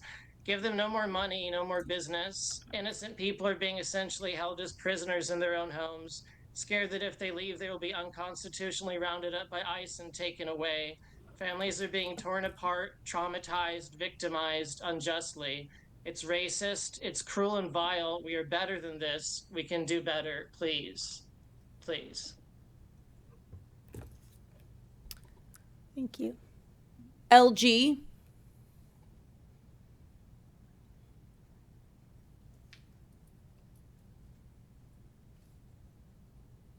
Hello. Hello. Dear council members, my name is Lev Golad. I'm speaking in support of the Avelo boycott. As a newcomer to Arcata, I'm struck by the level of social conscience and political engagement among my new friends and neighbors. This community is unusual in its degree of civic mindedness and public spirit. Accordingly, it follows that they look to elected officials to evince a similar level of moral fiber.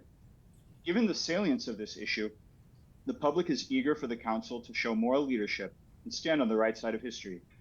Concretely, I urge the council to cancel the use of Avelo for official business until such time as Avelo ceases to facilitate the violent, reprehensible, and extra-legal expulsion of immigrants. The discussion of the financial implications shows that there's a modest price to pay for doing the right thing. Our community deserves an airline that reflects our values and our commitment to diversity and the rule of law. Thank you. Thank you. Ellen? Hi, City Council. Thank you for bringing this issue to the agenda. I really appreciate having the chance to speak about this and hear from our community, and just appreciative of the fact that you are considering this, because while it was really great and inspiring that you passed the Sanctuary City ordinance, words on paper only mean so much. So this is you putting your money or taking your money in alignment with what you said our city stands for. So I support the city not giving any more of our money to fascist airlines, and spending our resources wisely and in alignment with our values. So I urge you to do whatever it is you need to do procedurally to divest yourselves from spending any money on Avelo Airlines. And I think that will really make a difference if our city does this, and lots of other places do too. Thank you.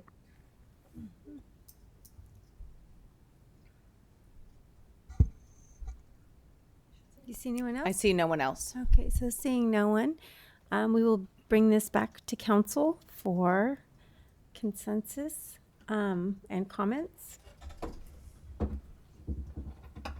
Councilmember Fernandez? So my request for this review, and I think it's been pointed out too, of Avelo is based on the notion that not only are we a sanctuary city, but we're also a sanctuary county by initiative nonetheless, and at the state level through the legislature.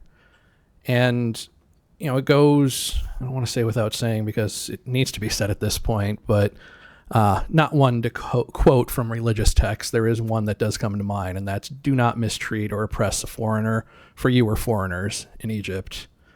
And our country has made errors in the past in Supreme Court decisions, and we're seeing quite a few of those come up more frequently. both in Dred Scott and Plessy, denying the rights of African Americans and creating the conditions for separate but equal, respectively. Avello's operation of deportation flights and contract with immigration and ICE customs enforcement is legal, though not moral, and we should not be complicit or complacent in the denial of due process or other 14th Amendment rights. And I understand the compulsion to go with consensus, but I would be remiss if I were to not make a motion. And so that motion would be that we discontinue our use of Avello as a vendor until such time that they are no longer in contract with the U.S. Department of Homeland Security to operate deportation. Second. So we have a motion and a second. Councilmember Moulton. Thank you. I wrote a statement. Also, we have an obligation to spend the public's resources responsibly. That means economic responsibility as well as a moral responsibility. Supporting Avello Airlines is not only morally irresponsible, but economically irresponsible as well. The campaign of terror that is being waged against the innocent Latino community with or without their papers in order, the suspension of due process, is not only a stain on the soul of our democracy, it is a crippling injury to our economy that we will feel soon, harming every consumer, every investor, every worker, but hitting working class people, like most of us in Eureka, hitting us the hardest. I agree with the commenter who said that this is the least we could do. I agree. We should not spend any more public money with Avello Airlines. Councilmember Castellano. Sure. I wrote a small something and appreciate, I think the sentiment across council and community members who came out tonight. We as community members and representatives of Eureka residents, our role is to act as responsible stewards of public funds and also of public trust. We are currently experiencing an onslaught of attacks on human rights and community well-being. Though the economic impact is rather small in terms of Avello's overall budget related to our decision tonight, our decision not to fly on this airline represents a statement that there are better choices and better futures possible for our community. I appreciate people being here tonight and look forward to continuing to work with you all to advance visionary futures with tangible actions. Councilmember Contreras-Deloach. Yeah, prior to Councilmember Fernandez bringing this ahead of us, when I heard that Avello was doing this, my first thought was I won't be flying with them anymore. And I appreciate you bringing it forward. I had a conversation with a member of the community about this, and she asked how I felt about it, and I shared with her that I don't have any trouble not flying Avello anymore. But I also said, and I want to share this because I think this is important. The level of corporate entanglement that exists is really problematic for a very, very cheap, very low amount. Our data has been recently brokered and sold by ARC to the SEC, the DEA, the Air Force, DHS, CPB, the Secret Service, U.S. Marshals, and the ATF. Those that were in party to used a private broker to sell your transactions and your flight information are United, Delta, American Airlines, Southwest Airlines, Alaska Airlines, and JetBlue. And I think that this is important because one of the things is they're accessing your information through third-party sites. Because there are privacy protections around if you book your flights through the airlines themselves. And this is the thing that this council has actually had to address multiple times this year, is what happens when you involve third-party vendors in privacy. And there's a reason why different groups, in my opinion, are using third-party vendors like flock, for example, so that they can circumvent the laws that we as a nation and individuals have passed to put guardrails on your personal private information and how it's used. That is why these third-party companies are used, is to get around that, rather than to come at it directly and bring it to the American people to change those laws if they choose to. In this ongoing large dragnet of, eroding our what little privacy we have.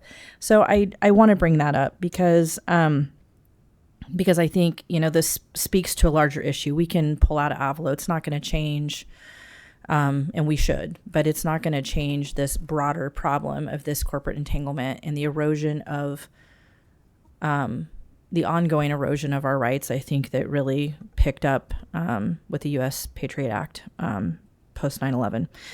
Just my opinion. So, I think that the benefit, obviously outweighs it, but I do think that, interestingly enough, ARC, who was the data broker on all of this information, wanted their own info hidden. They didn't want it revealed without court orders or subpoenas. So the corporations are asking for a level of protection that they don't want to allow us to have.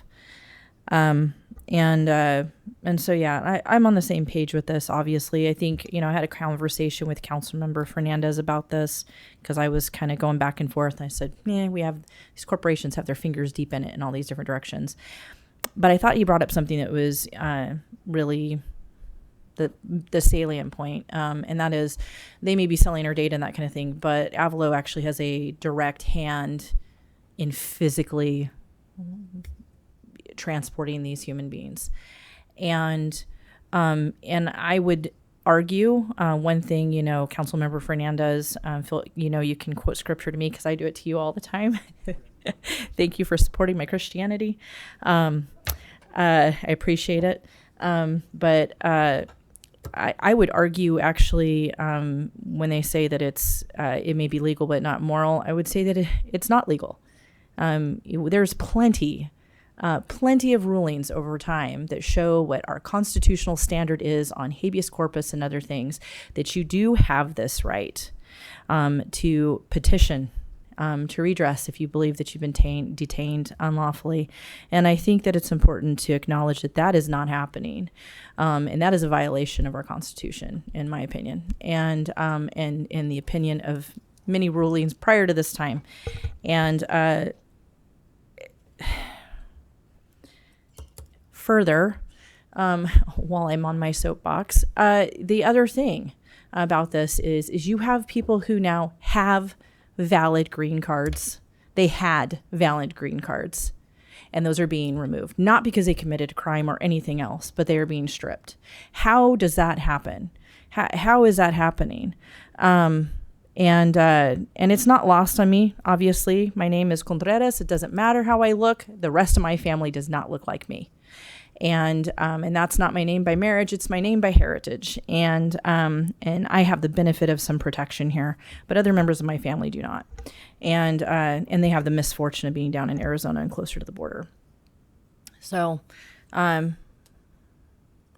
yeah, you got to take small stands where you can. Maybe it doesn't make a big difference to Avalo if we do, they don't have our $2,000, but we have an opportunity to make a statement and take a stand and say that we want our constitutional standards to continue forward as they have been. And that's my position. Oh, Councilmember Bauer. Pardon me. I can't follow that because you said everything I would say, and appreciate you for saying that. Mayor, unless you have something to say, I'd say call for the question. Yeah, I do just have one thing to say, just a brief thing, because I never say anything anymore. I think, and I've heard it here tonight, this may not make a big difference to Avalo. It may not. But I think it makes a huge difference to our community, a huge difference. And I was sitting in this meeting tonight listening to everybody talk. I was thinking of this student that I had, and I talked about him when we talked about the sanctuary city, and how he came to me and he said, Miss Kim, you're the mayor, right? And I said, yeah. And he said, my parents are afraid to leave and go to work. And I don't know what to do. What can you do? And I felt like I'd been kicked in the guts, right? Because what am I going to tell this, sixth grader? And I'll tell you, I was so grateful to be able to go back to school after we passed that sanctuary ordinance and tell him and have him go home and tell his mom and have his mom be so happy. He told me his mom was so happy. And that's why we make these decisions, because that's our future. And so I appreciate everybody that came here tonight to comment and to be a part of this situation. Now, Councilmember Bauer has called for the question, so we will vote. I will not vote. 5 yes votes, motion carries. Thank you.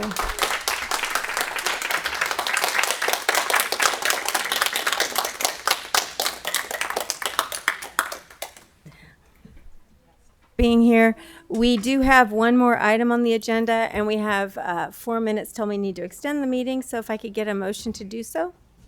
I'll move to extend us to 9:45. Second. Okay, please vote. 5 yes votes, motion carries. Thank you. And that will bring us to, excuse me, before we have this presentation, are there any future agenda items? Councilmember Contreras-Deloche. And feel free to, if this is something you feel is better for a different way to do it. What is the thing that we're doing in October? Strategic visioning. Okay. Just to be clear, I want to make clear it's September. Oh, it's in September. Okay. I don't want to have to try and reschedule that again. Is it really? It's September? All right. September well, I don't have the 6th. calendar out. All right, great. Cut me slack. I'm a little tired, guys. It's been a week. When I went out on our beautiful new trail and was going through there, and I was like, this is awesome. Somebody had said, hey, is there going to be any kind of charging so that people who are in like mobility scooters and things like that, any way for them to be able to access it? So I had some questions, and it got me thinking about, and again, this might be something better for our strategic visioning. I was wondering if we could have staff kind of take a look at how do we make all of our departments, is there any way that we can make things more accessible for people who are physically or intellectually disabled, whether that's larger print options for people who can't see well, or whether that's some sort of transport option with golf carts on trails. I don't know, but I was wondering if there's some way where we could have a report on how to make things more accessible for people across the board. Yeah, and just to say, there's a lot of tools for accessibility audits that are available. So do we have thumbs up? Great. Thank you. Okay. Thank you. Moving on to city manager reports with Mr. Davis. Director Davis. Good evening, Mayor and Council. So tonight I'll be providing an update on the Crowley property. And I'm very happy to say that the Crowley property, the Bayside Village Transitional Housing Project is active and operational. The dining facilities, the laundry facilities, the restrooms, and all but 2 of the residential units are up and running. And I just want to give a few photos and a few quotes to come along with at the Crowley property, or the Bayside Village now. These photos are taken either yesterday or today, and this first quote is very great. This is for someone who, a tenant, a resident of the site, very grateful for a new lease on life. And this quote was given by someone who had, prior to moving in here, had been experiencing homelessness for 13 years. Another quote was, "Great little community." And I love it. I have a home for me and my pet. As of today, there are 28 individuals, 14 dogs, and 3 cats that are residing at the Bayside Village at the Crowley property.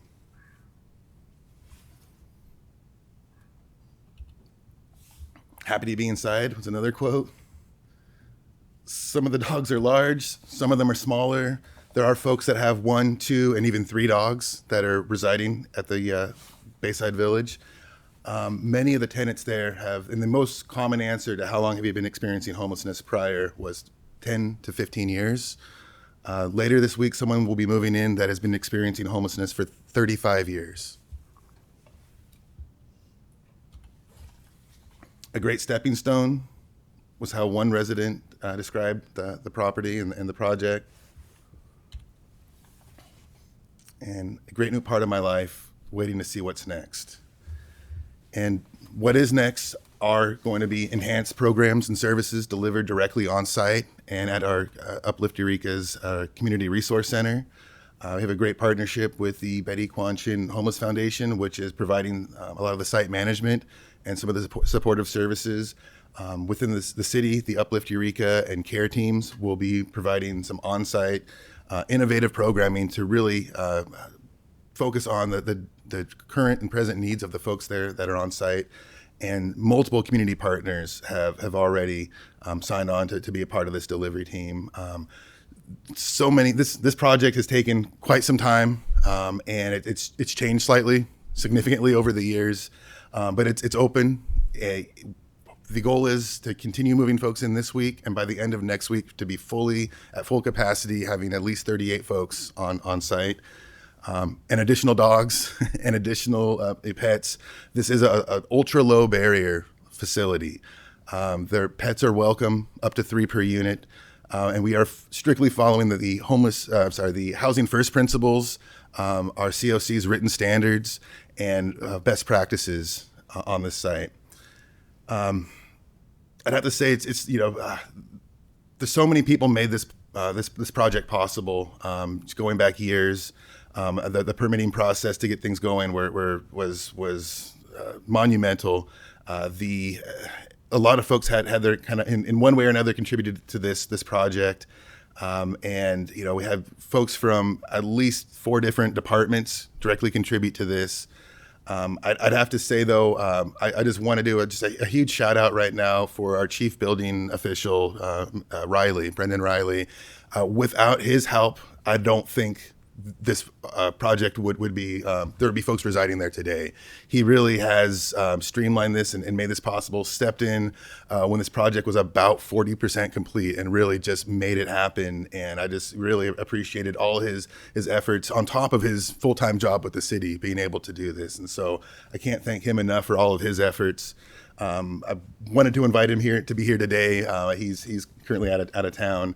Our senior outreach worker, Robert Williams, has done an amazing job of communicating, tracking, and documenting folks for this site in particular. It's grant funded, so it's for folks that had been living in encampments along the waterfront trail from Del Norte Street South. He's been working with these folks for at least 3 years, and we are, hopefully by the end of next week, the site will be at full capacity, and then as soon as folks are housed through a variety of other programs, the idea is to turn this over and open this up for more folks. And so the list is still continuing. We're still working with folks that maybe weren't the first 38 people to move in, but we're still keeping up with them. We're still providing outreach services and supportive services, and it's been a huge project, and really the construction is there's still some site improvements that are going to continue to happen,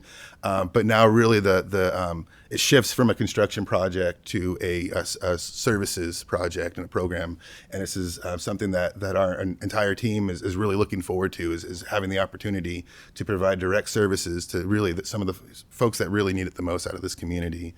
And going forward, if I do present any more Crowley property updates, it will be Bayside Village transitional housing project updates.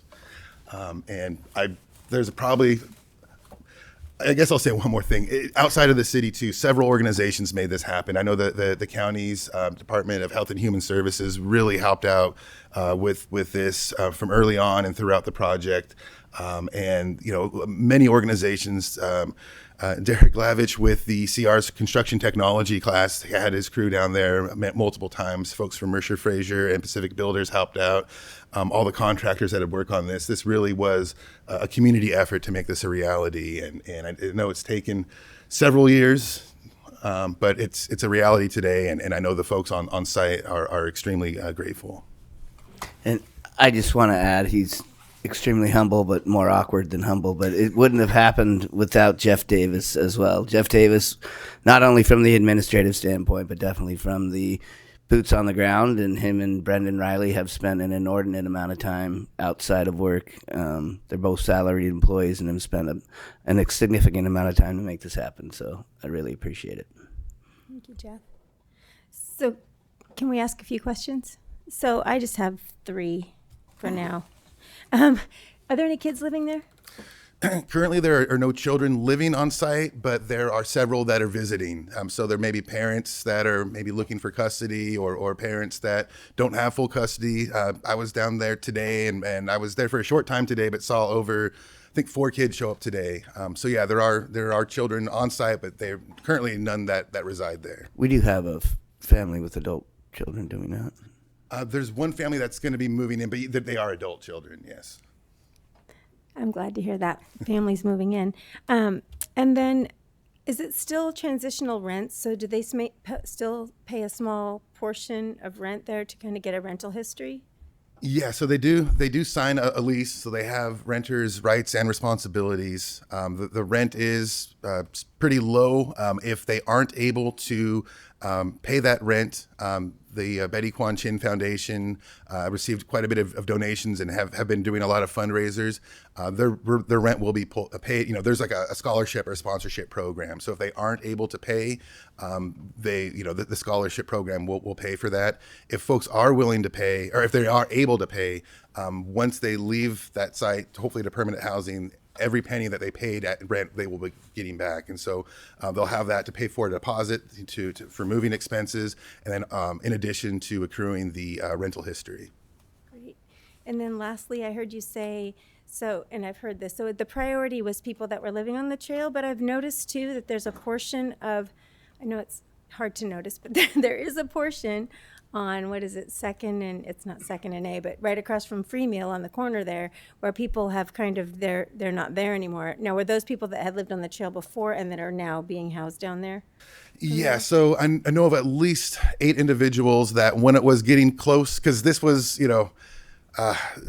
the date that this was supposed to go live had been pushed back for one reason or another. The site just wasn't ready. When it became, time where it was imminently going to open, folks were afraid that if they weren't present and if our outreach workers couldn't find them, that they would be passed over. So a lot of folks came when it was, less than a month away from opening, came down to St. Vincent de Paul, where we're kind of in that area, and at least 8 individuals that were sheltering in that region are currently over at the Crowley property, and those folks were prioritized as far as like the move-in schedule. So at least 8 folks. Well, I just want to share my huge appreciation to you and everybody that made this happen finally. What a gift to our community. Are there any further questions? Councilmember Moulton and then Castellano? Okay. Thank you. And I just want to say thank you. Thank you for everything you've done, everything that's been done to make this happen. My very first meeting, or the last meeting before I was sworn in, was the one where they got the zoning figured out so they could actually do this 4.5 years ago. Mm-hmm. From that point to from being able to do it to actually getting people into the rooms there. And I hope we're able to do more. I just want to fully acknowledge that this is an enormous step and is a very happy step, and that also this is not going to solve homelessness as a Eureka problem, as a Humboldt problem, as a California problem, as a national problem, and that I appreciate that this is one step in a ladder, and that we are also working on all of those other steps on the ladder. And I know a lot of that comes under the programs you're involved in. So thank you for that. My question actually was just, do you have a waiting list for these spaces already?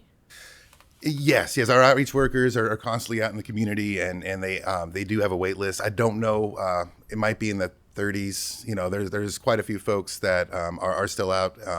And then, right now we're shifting and really trying to do everything we can to house the folks that are currently residing there, to open up more rooms for those folks. But yes, there is currently a wait list. Thank you. And thank you for bringing up the savings or rent as savings. worked with an organization that did that for transitional age youth coming out of foster care. Basically taught them, the skill of being able to pay rent, but then turning that back over to them. So because move-in costs can be daunting or prohibitive for a lot of folks. So thanks for pointing that out. Really, I want to say thank you. And as Councilmember Moulton pointed out, this has taken a lot of endurance and perseverance, effort, problem solving, and just really appreciate you and everyone who's been involved along the way. Thank you also, City Manager Slattery, for helping, for sure, doing a lot to support seeing this through. I'm very thankful, and it's been a real honor to get to be here on the dais, to support this effort. And also just want to say, with the news coming out today too of the Wiyot tribe winning the $4 million grant to help build affordable housing projects in Eureka, it's a good day for thinking about housing, and it's a community effort. So I feel less than eloquent in terms of how I feel about this, and I feel a lot of folks. There's a lot of hard things. There are many hard things happening in the world, and I feel really proud to see the things that we're working on, and just thank you so much.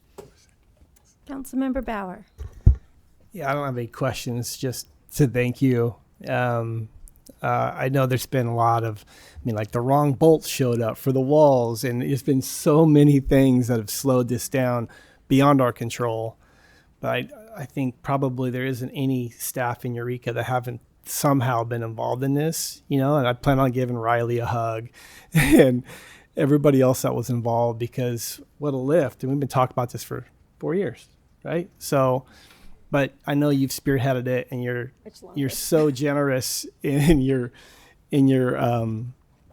sharing of the kudos, but you have been an instrumental part, and thank you, and thanks to everybody, and just happy to see it done, man. So happy. Thanks. Okay. Anybody else? Councilmember Contreras-Deloach. I got to see you out there for a brief minute. It was really, that was the first time I had been out there, was this last week when I was biking out there on the trail, and, stopped off and asked, I'm going to forget his name. Anyway, asked him, how many units do we have? How many are full so far? What's the waiting list look like, and that kind of thing. It reminds me of that starfish story, where they're, the guy's throwing the starfishes back in the water, and someone says, why are you bothering doing this? You're only going to be able to save like a few of them. And he's like, well, how does this even matter? And he's like, well, it mattered to that one.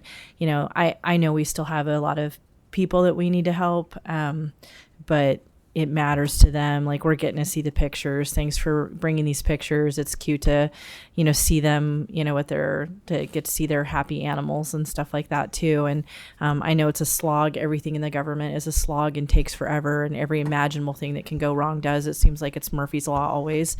So thank you for the persistence of everybody on the staff and getting through this and continuing, because it makes a difference for every single person that's in there. So I'm just really grateful. Thank you. Anything further? Okay. I just wanted to say something. It was an inordinate amount of time in doing this, but we learned a lot from that and have a very good idea. And a vast majority of that was due to logistical problems that were beyond our control. We had an electrical problem that was probably about 1.5 years delay. It raised the cost of this increasingly. That probably added another year to that. But I think Davis and crew, and I wouldn't be remiss in saying engineering, and Brittany Powell was also a part of this. We have a really good idea on what it takes to take a raw piece of land, get the utilities to it, and get a very compassionate housing project done. That's going to be a lot easier going forward. Well, Thank you, everybody, for being here. Jeff Davis, you are a rock star. I think I need to give you one of these. Seriously. 100%. And on that happy note, Jeff Davis, we are adjourned.